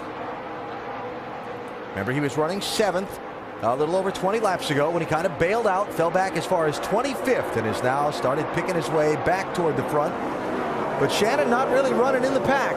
Well, they were a little bit concerned when he first dropped back. They asked Carl, do you think that this is a bad idea? Carl said, guys, don't worry about it. We will figure it out. The car's pretty good. I think I can get back up there and compete at the end.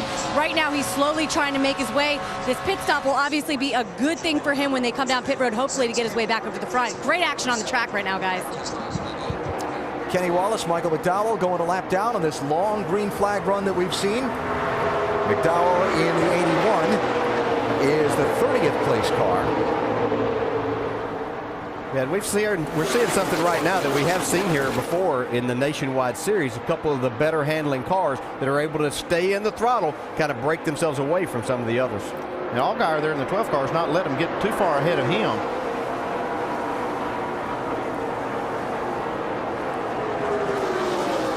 Trevor Bayne had a handful. I've seen him a few times have to turn this car right when he gets in the corner. He's doing a lot of that right there. Wow, look at that thing. Man, he's just having to walk it off the corners. As you said, Andy, we've seen this a couple of times, and there's only so many times that you catch it before you just have to back out and say, okay, need to calm down. We'll get tires and adjustment on it here before long. It's Ryan Newman in the 1. Up to challenge Bayne. The bump draft for Bayne from Clint Boyer in the 1. Boyer spent a lot of time up toward the front of this pack. Trevor Bain's probably thinking, if you'd just seen me drive off of that turn 4 a while ago, you wouldn't be up here on my bumper like that.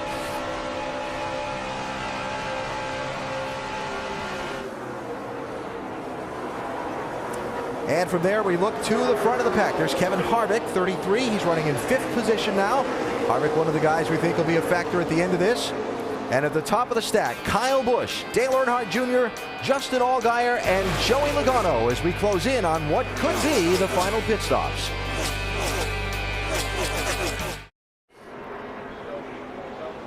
Third caution is out at Daytona International Speedway tonight. It is for debris on the back straightaway. And the pace car picks up the new leader in this race just before the caution came out. Dale Earnhardt Jr. shuffled by Kyle Busch. You know, I said it's hard to keep a good handling car down. Right now, at this point of the run, right late, when the tires get hot, Junior's car is by far the best handling car. Makes this pass really look pretty easy. Yeah, you can see he had a push from the 12 right there as they got to the center of the tri-oval. He could feel that little bit of a push and just pulled to the outside of Kyle Busch and went on. And then the caution flag for something down towards turn 3 on the back straightaway has put the pace car in front of the field. Now got 30 laps to go.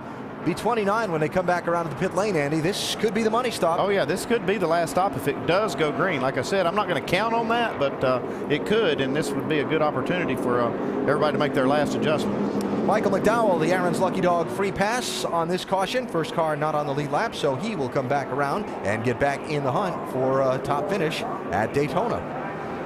I don't believe I'll be adjusting on that 3 car, though. It'd be hard to, the way it came on there. 29 cars on the lead lap. Pit stops with 29 laps to go. Doc? This should be the final stop, AV, tonight. If we stay green, we're going to have triple pits. Toyota, Chevy, Busch, Earnhardt, and Harvick. And Busch slides across the white line. He'll have to back the car up, and it costs him about 2.5 seconds. They will change 4 tires and make a major air pressure adjustment. Dave. Slight adjustment for leader Junior. It's air pressure in both right side tires to help tighten it up on the short run. Shannon. Kevin Harvick says, snug me up, right side air pressure, track bar only for the 33. Mike. Justin Allgaier wants to be tightened up as well to make a 4-tire change. 2 cans of Sunoco race fuel and to put a ½ pound in the right rear on the 12. Brad Keselowski overshot his pit. That first stall down toward turn 1, that cost him some time. Yeah, Keselowski and Kyle Busch both slid through their pit stalls. Oh, and a tire, too. Who's that from? That looks like maybe some of Greg Sachs's guys standing there waving their arms. That'll be a penalty for someone. We'll see who goes to get it. Yeah, these guys forgot that the racing surface isn't the only thing that's slick here. Pit road is too, especially on those hot tires.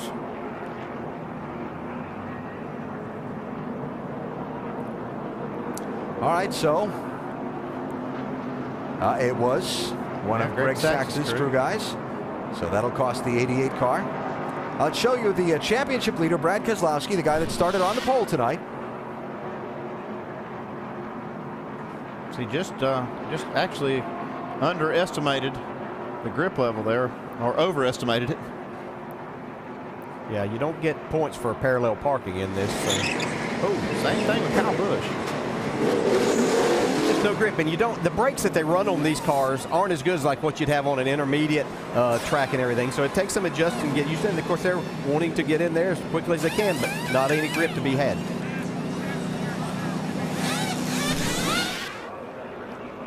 Well, Michael McDowell got the free pass, but so much for that. Didn't have enough fuel. Could take advantage of it, looks like. Yeah, that's a shame. Needing to get a little help to get back into the pit area and make what should be his final pit stop. So as they cross the stripe and the scoring resets, Earnhardt Jr. winning the race off of pit road. Kyle Busch is going to come out 5th in line. Carl Edwards is up to 6th. And Brad Keselowski is down in 13th spot by sliding through his pit stall. 28 laps to go. Cleaning up from the 3rd caution of the race. The scramble to the finish at Daytona coming up.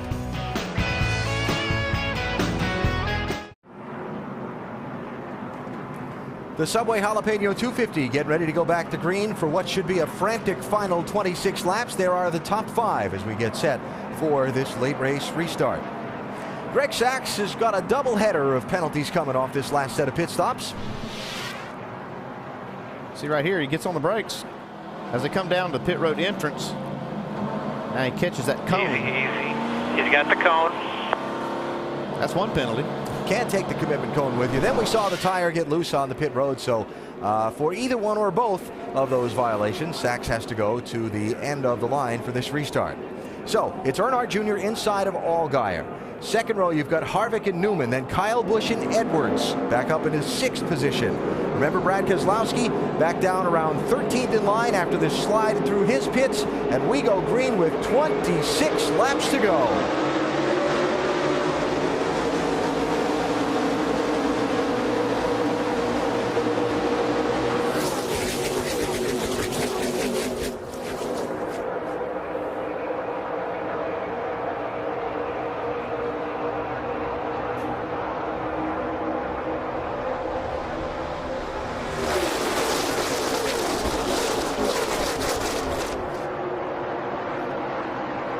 I don't know what it is about these late laps at Daytona, but you just feel the intensity build when they wave that green feel flag. it right there. Yeah, for sure.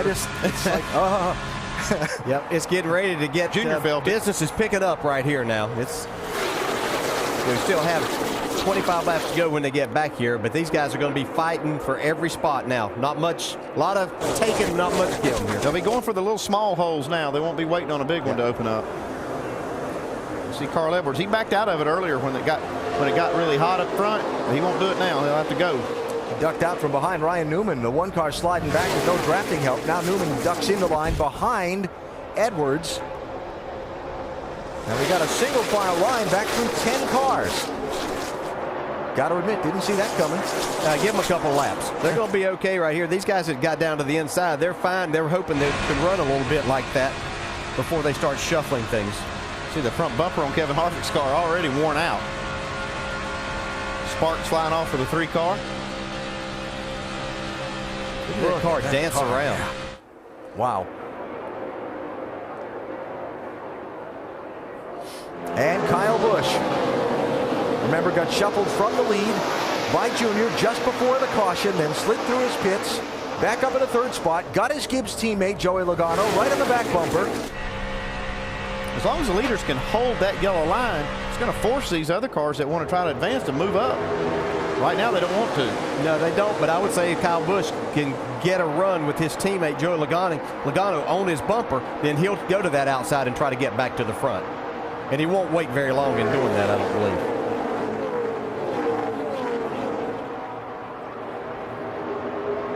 KG Kevin Harvick talked earlier today about not feeling his car had the flat-out speed for a pole contending qualifying run. He was right, thought they had the handle for the race. I'll tell you what, talk about flat-out speed. The last lap for Dale Earnhardt Jr. was a 47.39, fastest lap of the race for him, or anyone. 23 to go. Getting time to settle it here at Daytona. Earnhardt Jr. in the famous 3 is out in front.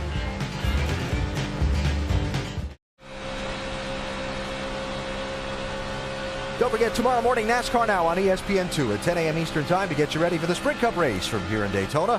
And on Sunday, the Eyes on IndyCar Series on the historic road course at Watkins Glen. That's on ABC at 3:30 Eastern Time. From here in Daytona, this NASCAR Nationwide Series moves on to Chicagoland. That's next Friday night, 7:30 Eastern on ESPN. Hope you'll be with us for that.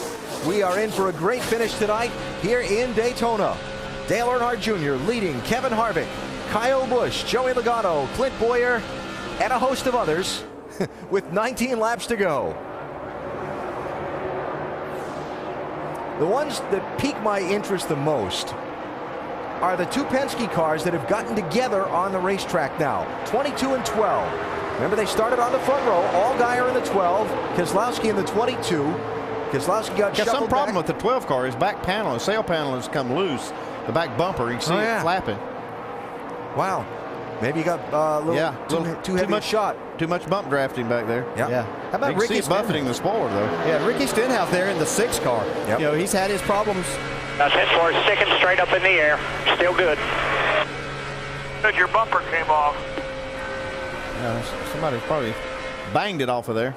Oh, there he goes. Look out. Yeah. He just lost it right there. Just all that downforce. Hang on to it. Hang on. That was a good save. Inside here, no caution. No caution. And all these He's guys still around racing. him. Yeah. But he's cost these guys a lot of momentum, and they've lost the lead draft. Yeah, the lead draft got away from them quite a bit now. It'll take a lap to catch up. Or to actually get back to speed, not to mention catching back up. Go ahead, Mike. Alan, listening to the radio for the 12, you could sense something like this might be coming. Not too long ago, he came over the radio and said, we are all over the place. In fact, he told his crew chief he thought there was a hole in the body somewhere because it was so aero sensitive, more aero loose and more aero tight than they were when they started the race. So Justin certainly could sense something was changing with his race car. You can see that sail panel back there. It's just making it very, very unstable. He's going to end up wrecking it again here if he's not careful. They don't test this kind of thing in the wind tunnel, so they don't know what it's actually doing. There's Chad Walter, his crew chief, getting a good look at it on the radio and getting a battle plan together for his guys when that 12 car comes to pit road. At some point, you got to figure they're going to have to. They're waiting on a caution, but the way this car's driving, they might be the caution. Yeah, and I would have to think that NASCAR's looking at this, wondering, whoa, as he gets really sideways there, he needs to just back out and take it easy and hope that he does get a caution and it's not him. What that is crazy loose. Yeah, 10 forward. You can't afford to get on the bottom here. Just pedal it nice and easy. What that half spin did, as you were talking about, was break the front 7 cars away from the majority of the pack. And that really changes the dynamic of the end of this race for all those guys trying to run for the win. So Allgaier are hanging on, as you said, hoping for the caution and hoping not to be the caution. Junior, Harvick, Busch, and Logano, front 4, trying to break away.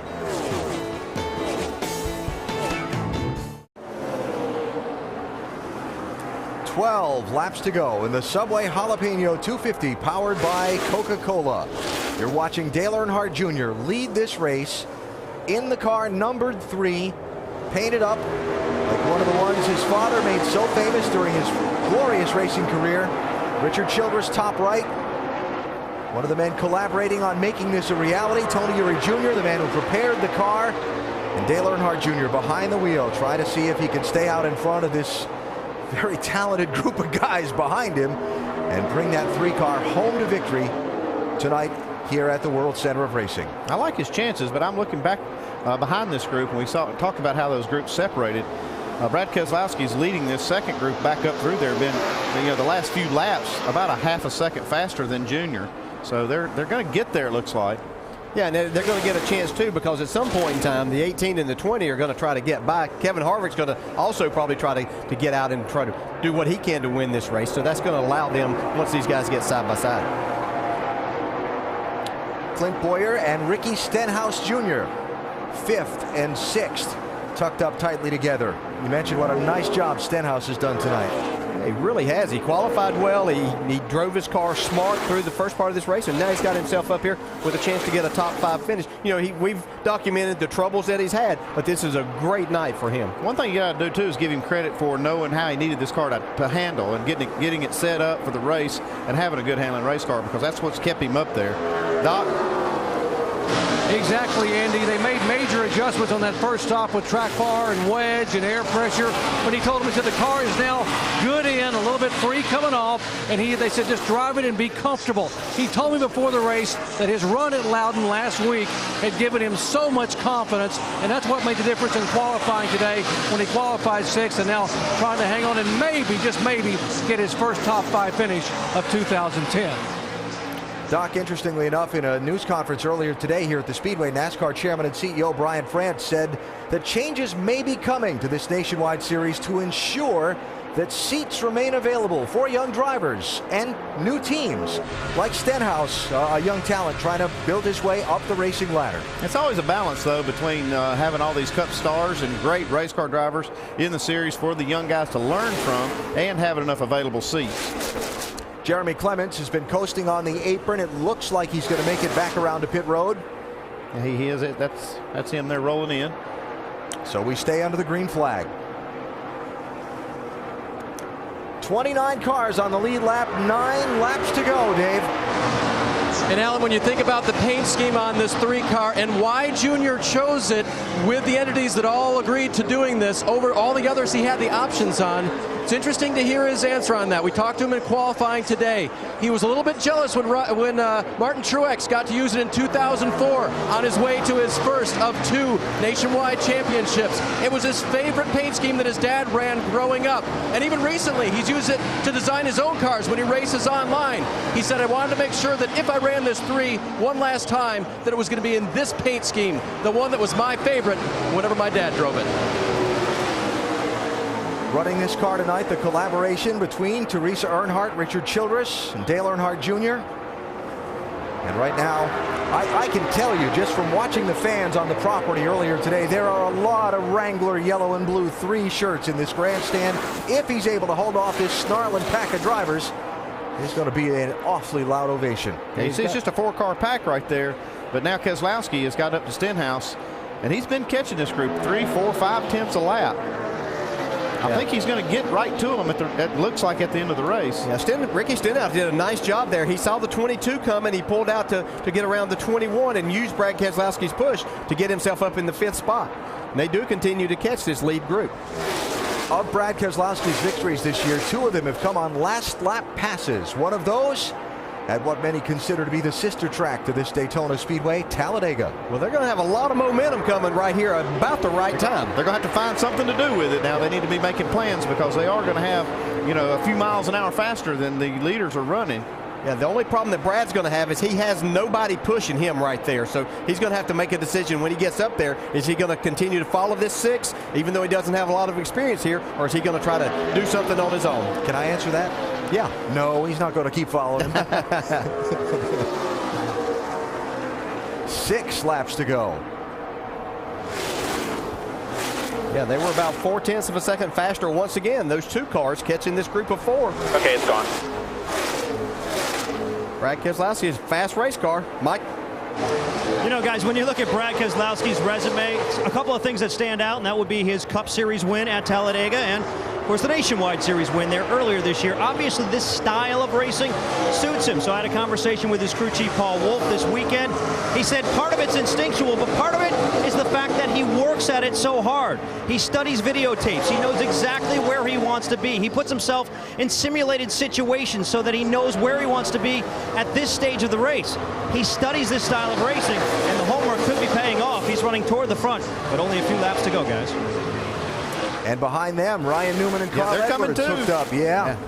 These fans are standing. They're excited for Junior. They see the 6 and the 22 coming. Did you see his hands working the wheel there? He had his hands full. Lap ago, we heard on it was Kyle Busch's radio. Here we go. Here goes Keselowski now around Stenhouse. Kyle had something on the grill, apparently. We heard from his spotter saying, okay, it's gone. That was that move we saw out of traffic. And Paul Menard again. Now another right front tire down on this 98 car. Still under green. Not anymore. Caution is out for debris from the 98 car with 5, now 4 laps to go. Oh, my. Oh, my. Well, you had to know when you saw that tire that there was going to be debris. Oh, yeah, it's everywhere. Yeah.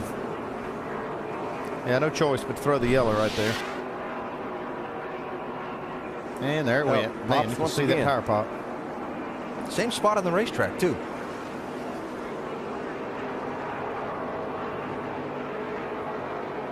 After the first one, came back, got on the... Oh, yeah, look at all the debris. Yeah, there's a little bit there. Yeah. Oh, people hitting it, too. All right, Mr. Champion Crew Chief. Man. Do you pit? Let me set you up here. Got 28 cars on the lead lap. You're probably looking at, if not a green-white checker finish, a very short run. Yeah. Oh, my goodness. Let me tell you, Andy, before you answer, that I did see a crew chief yesterday and was talking to him. He said that even with 5 laps to go, that tires were going to be so important with these cars, with the way they drive, that they were going to have to come get tires. Yeah, and you see all the debris, too. That's going to probably make my decision to come get the 4 tires. If I was on the fence after driving through all this debris field, I would really want tires, but man, that's such a tough decision. And so I'm figuring that with the amount of time it's going to take to clean up all that debris, we are probably looking at a green-white checker.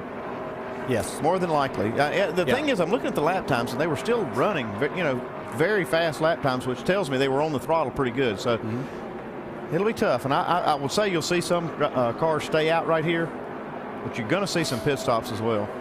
Again, 28 cars on the lead lap. Here comes the field. Pit road is open. Now we find out. And Harvick looks. Kyle Busch takes it and brings a bunch of cars with him. Yes. 6 staying out at least at the front, Doc. And originally, Kyle was going to follow the leader and do only what the leader did. In fact, Jason Reckles said, if you come, we're going to go 2. And Kyle called it off, said, no, I want 4 tires if I come, and I may just come. So he did 4 tires, no changes. Let's go down to Mike. And Ryan Newman also on pit road looking for some fresh rubber right side onlys for the 1 car. Carl Edwards on pit road. Justin Allgaier getting that back panel repaired as best they can. I have nine cars not stopping on this, and included Dale Earnhardt Jr., Kevin Harvick, Joey Logano, and Brad Keselowski. Oh, what a finish this is going to be. Yes, sir.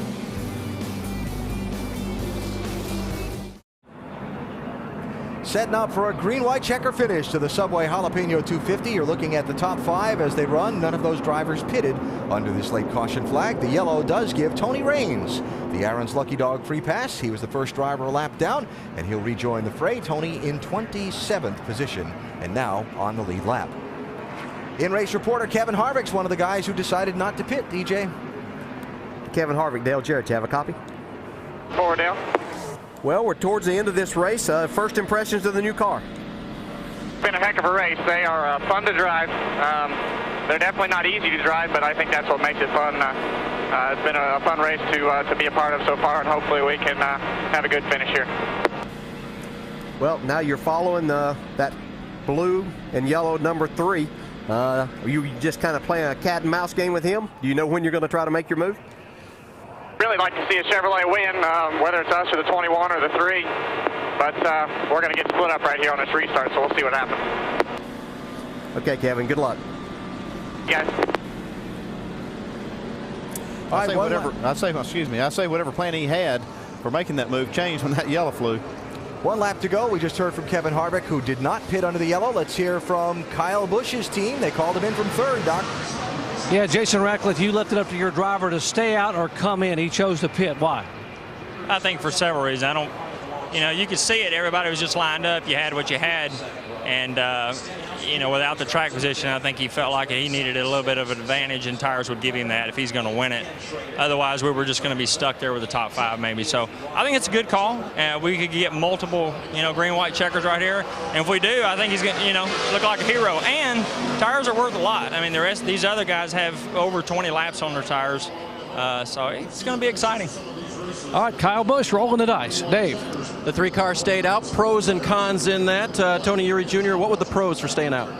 I mean, you got track position here and 2 laps to go. All you got to do really is make it back around here to the white, and if something happens, it's over. So, our car's been better on the long run than it has on the short run. So, we just took the track position. We'll see if he can hang him off and see what we can do. Good on those old tires. And Junior did request to the 20 team, have Joey push me really well, but don't spin me out. Yeah. All right, so to reset it for you, the top 8 drivers did not pit for tires. You're looking back through that at the top of the screen. Sorensen's dropping back, pitted too soon. You got Newman and Steve Wallace and Steve Arpin in the 166 and 7 that just changed 2 tires. Then Kyle Busch. By the time Sorensen drops back, he's going to be 12th for the restart for the green-white checker. Last 5 July Daytona races ended with a green-white checker, keeping the trend going tonight. Let's also mention the rules for the green-white checker. Once the leader has taken the white flag, if the caution waves at any point after that, the race is over. If the caution comes out before the leader takes the white flag on the track, then we'll try it again. Up to 3 times. Pace car off. Earnhardt, Harvick, Logano, Keselowski, Stenhouse, Sachs, green flag. Whew. Junior wanted to push, and he got it right from the very beginning. Man, Joey Logano was all over him.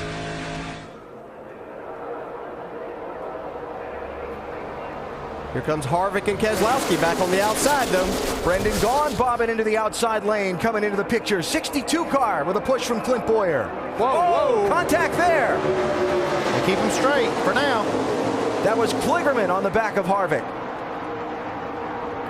Gaughan with a run to the outside, now bump to the inside. Yeah, the bump drafting's getting a lot harder here, and I'm not sure these guys can keep control of these cars like that. Meanwhile, Earnhardt Jr. and Logano have shot out ahead of the pack. If they get to the white flag before a caution flag, then the race is in its last lap. Looks like they're going to do that. White flag in the air. White flag at Daytona.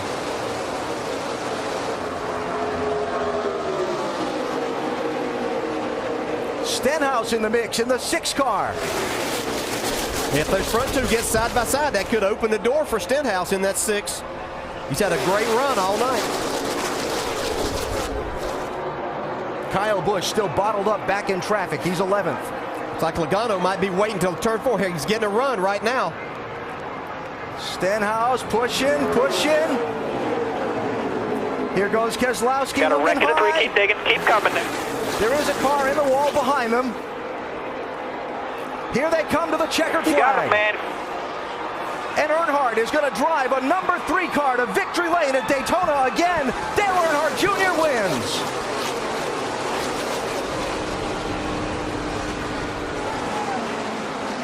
Well, but damn. Good job, guys. I'll tell you again, thanks 88 crew for the pit stop. Tony Jr., I appreciate your work, man. I love winning races with you, buddy.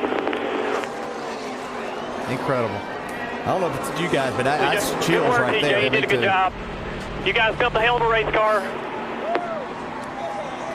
The car that got in trouble was Brendan Gaughan, Appreciate you, Richard.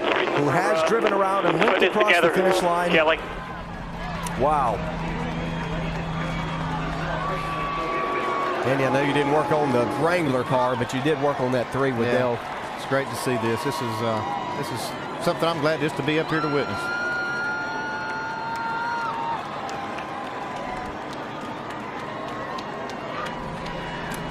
The emotion from Tony Eury Jr. after his car took the checkered flag. Mike? And Tony Eury Jr. collecting his thoughts right now, wiping a tear from your eye. What does this mean?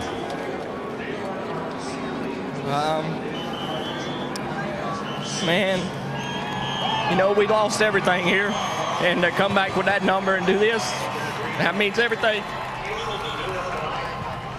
Can't follow that up, guys. You can hear the emotion.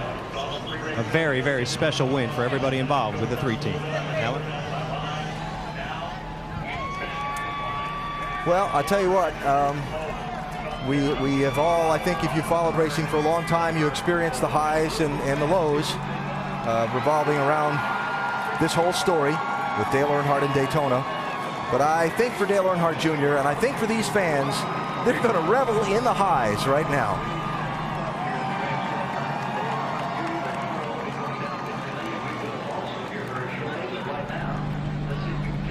This is something Junior needed too.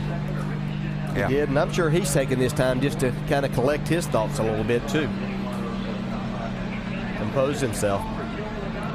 You know, he applied the pressure to himself by wanting to do this, and then went out and took all the energy from everything there and drove this car to victory tonight. Incredible. Watching the fans' reactions, soaking it all in.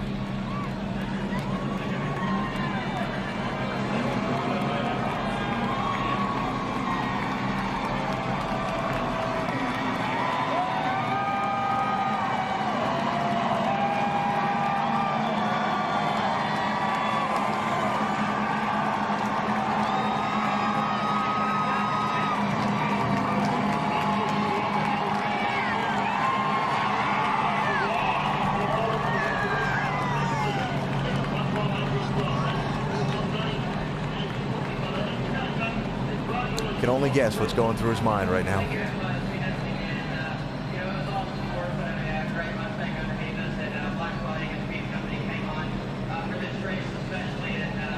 I'm sure there are a lot of things, and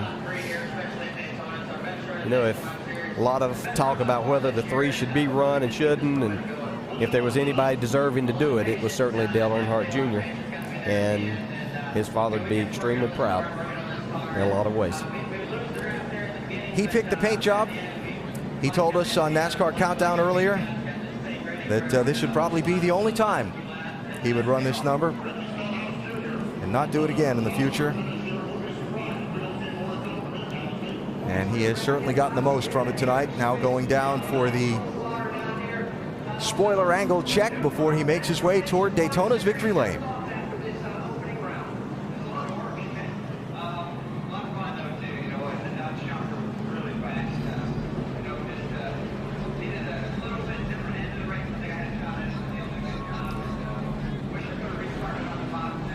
And all clear, and on he goes. And as I say again, I can only imagine the thoughts that are going through his mind on that cool down lap. And while he drove around, his crew all waiting for him.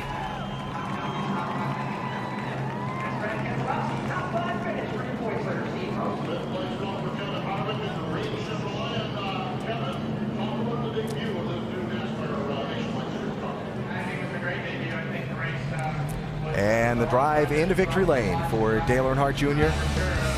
right now. We'll talk to him and find out what those thoughts are in just a minute. Earnhardt wins at Daytona.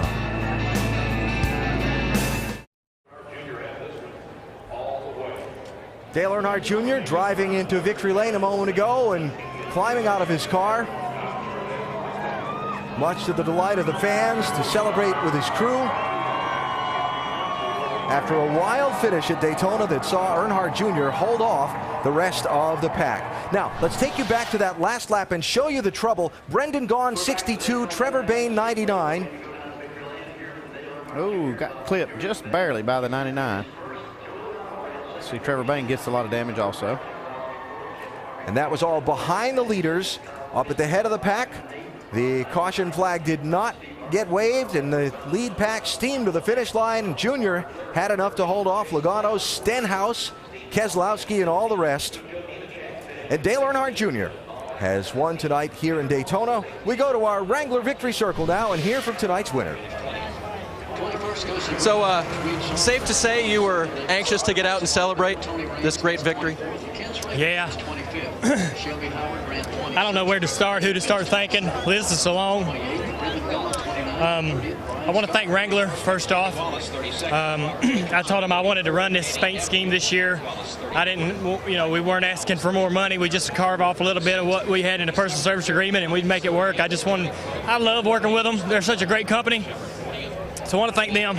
I want to thank, in no uncertain order, Rick Hendricks Motors, the engine program stepped it up for us, and that's what wins races here. So I want to thank those guys.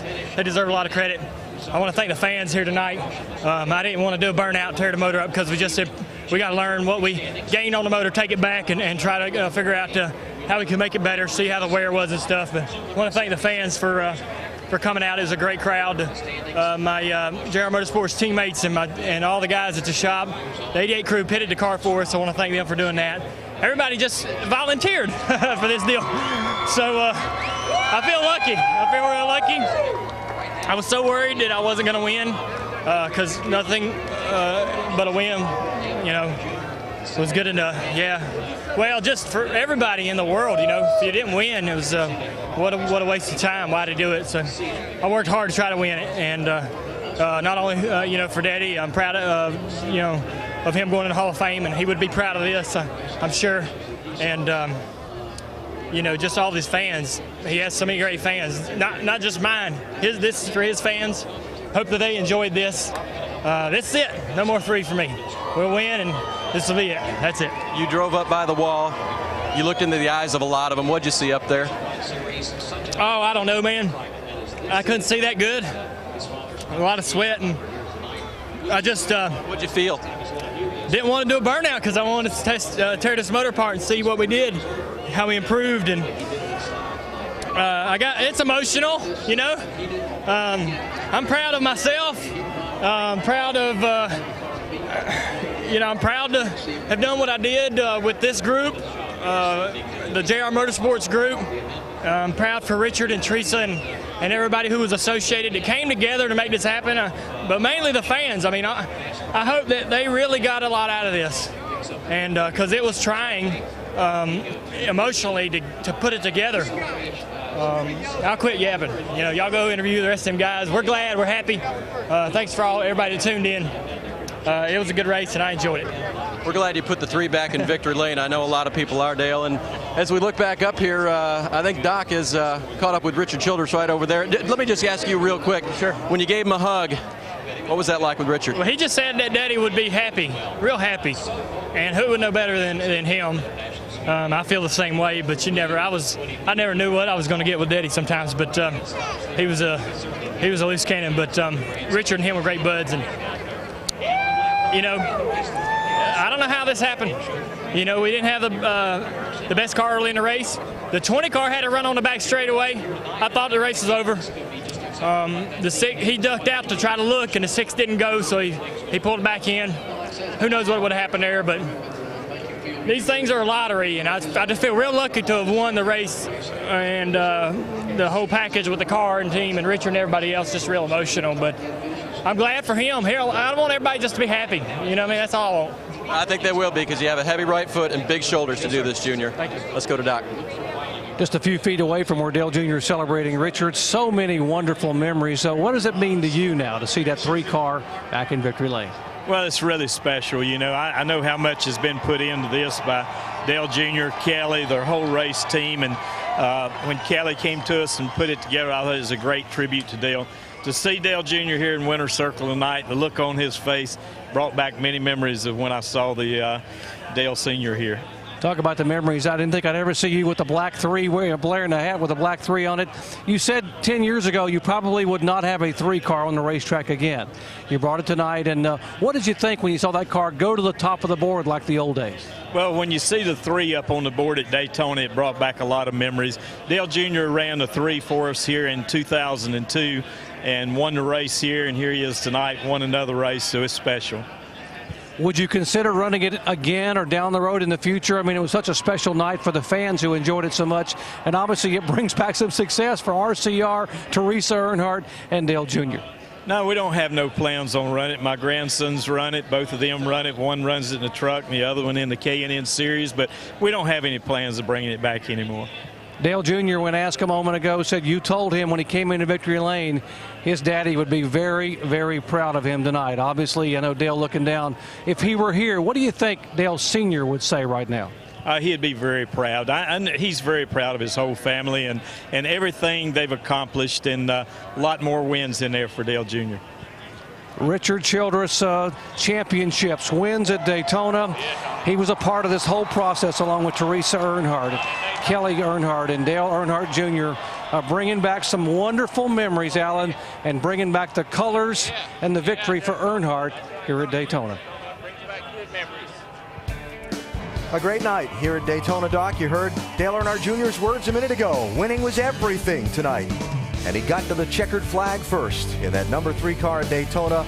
An emotional victory for Tony Eury Jr., who headed up putting that effort together. And the fans leaving the speedway so very happy tonight as the sport's most popular driver has driven the number made famous by his father to Daytona's victory lane. Subway Jalapeno 250 at Daytona is brought to you by Subway Restaurants. Subway, race hard, eat fresh. Touch of Gray gets rid of some gray, never all. And Comfort Inn. After a long day of vacation, relax with Comfort Inn. Well, it was quite the project to take on for Dale Earnhardt Jr., Teresa Earnhardt, and Richard Childress to collaborate on fielding a number 3 car to honor Dale Sr.'s induction into the NASCAR Hall of Fame this year. Jr. chose to do it in a paint scheme reminiscent of when his dad left Rod Osterlund and first teamed up with Richard Childress. The weekend, one of extreme focus for Jr. The fan salute on lap 3 when he tried to take the lead. Well, he had the lead when it counted most, and car number 3 went to victory lane tonight. And a special moment for Earnhardt Jr. and Richard Childress tonight as they have won here at Daytona. Talked about just before the start of the race, how when you look at the record books, the first 2 lines in the Nationwide Series rundown at Daytona are Earnhardt and Earnhardt. Well, Jr. gained another one on his dad in the win column. He's closing on him.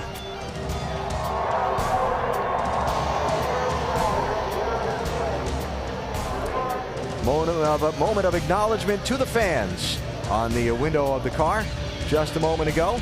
And so Dale Earnhardt Jr. with that number 3 atop the scoring pylon tonight. Now, that's the big story. Let's talk about some of the other headline makers tonight. Shannon is with Joey Logano. Well, if you have to finish second at Daytona, probably the best person you want to finish second to is that number 3 car. Joey Logano, everyone was holding their breath on that last lap. What was it like for you? Man, I was trying to win it. I'm not going to lie. I was trying as hard as I can, and I had a good restart and pushed a 3 way out there. And I said, all right, this is going to be good. When the 6 gets back to me, I'm going to have something to be able to pass him here. And, my whole plan was to get him into 3, get the run down the back straightaways. That's where I was gaining my biggest run throughout the whole day. And get him into the turn and side draft him and try to win the race that way. And the 6 was coming to me, he got to me. I was like, all right, here we go. And I started peaking high just so he knew it. And then I saw him peaking low. So I was like, he's not going to go with me, I don't think, here. So, I felt like I was going to get hung out. So I went back to the bottom. And when I went back to the bottom, I shoved the 3 out. So I guess the good news is I probably gained a lot of fans by getting the 3 back in victory lane, which is pretty cool to see the 3 back in victory lane, by the way. But I wanted to get the Sport Clips Toyota in victory lanes. I thought that'd be cooler for me. But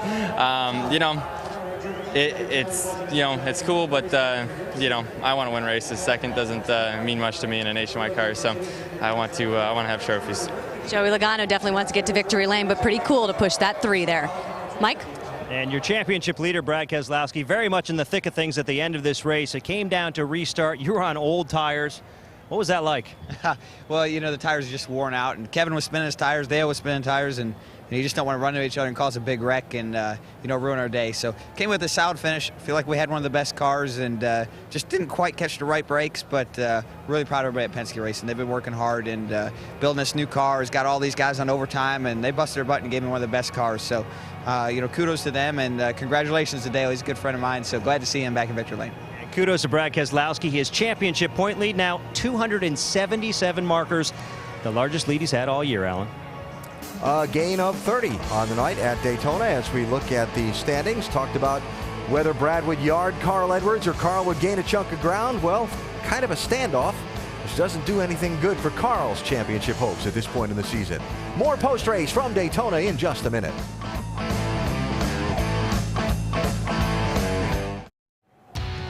Well, after an exciting night at Daytona, we go to Chicagoland Speedway as the NASCAR Nationwide Series rolls on through the summer months. You can join us at one of these upcoming races by checking it out at NASCAR.com/tickets or the number at the bottom of the screen. Got some great venues coming up. The short track at Indianapolis, O'Reilly Raceway Park, Iowa, the road course in Watkins Glen, Michigan. The next time we'll see these new Nationwide Series next generation cars. And then Bristol. A lot of good stuff coming up.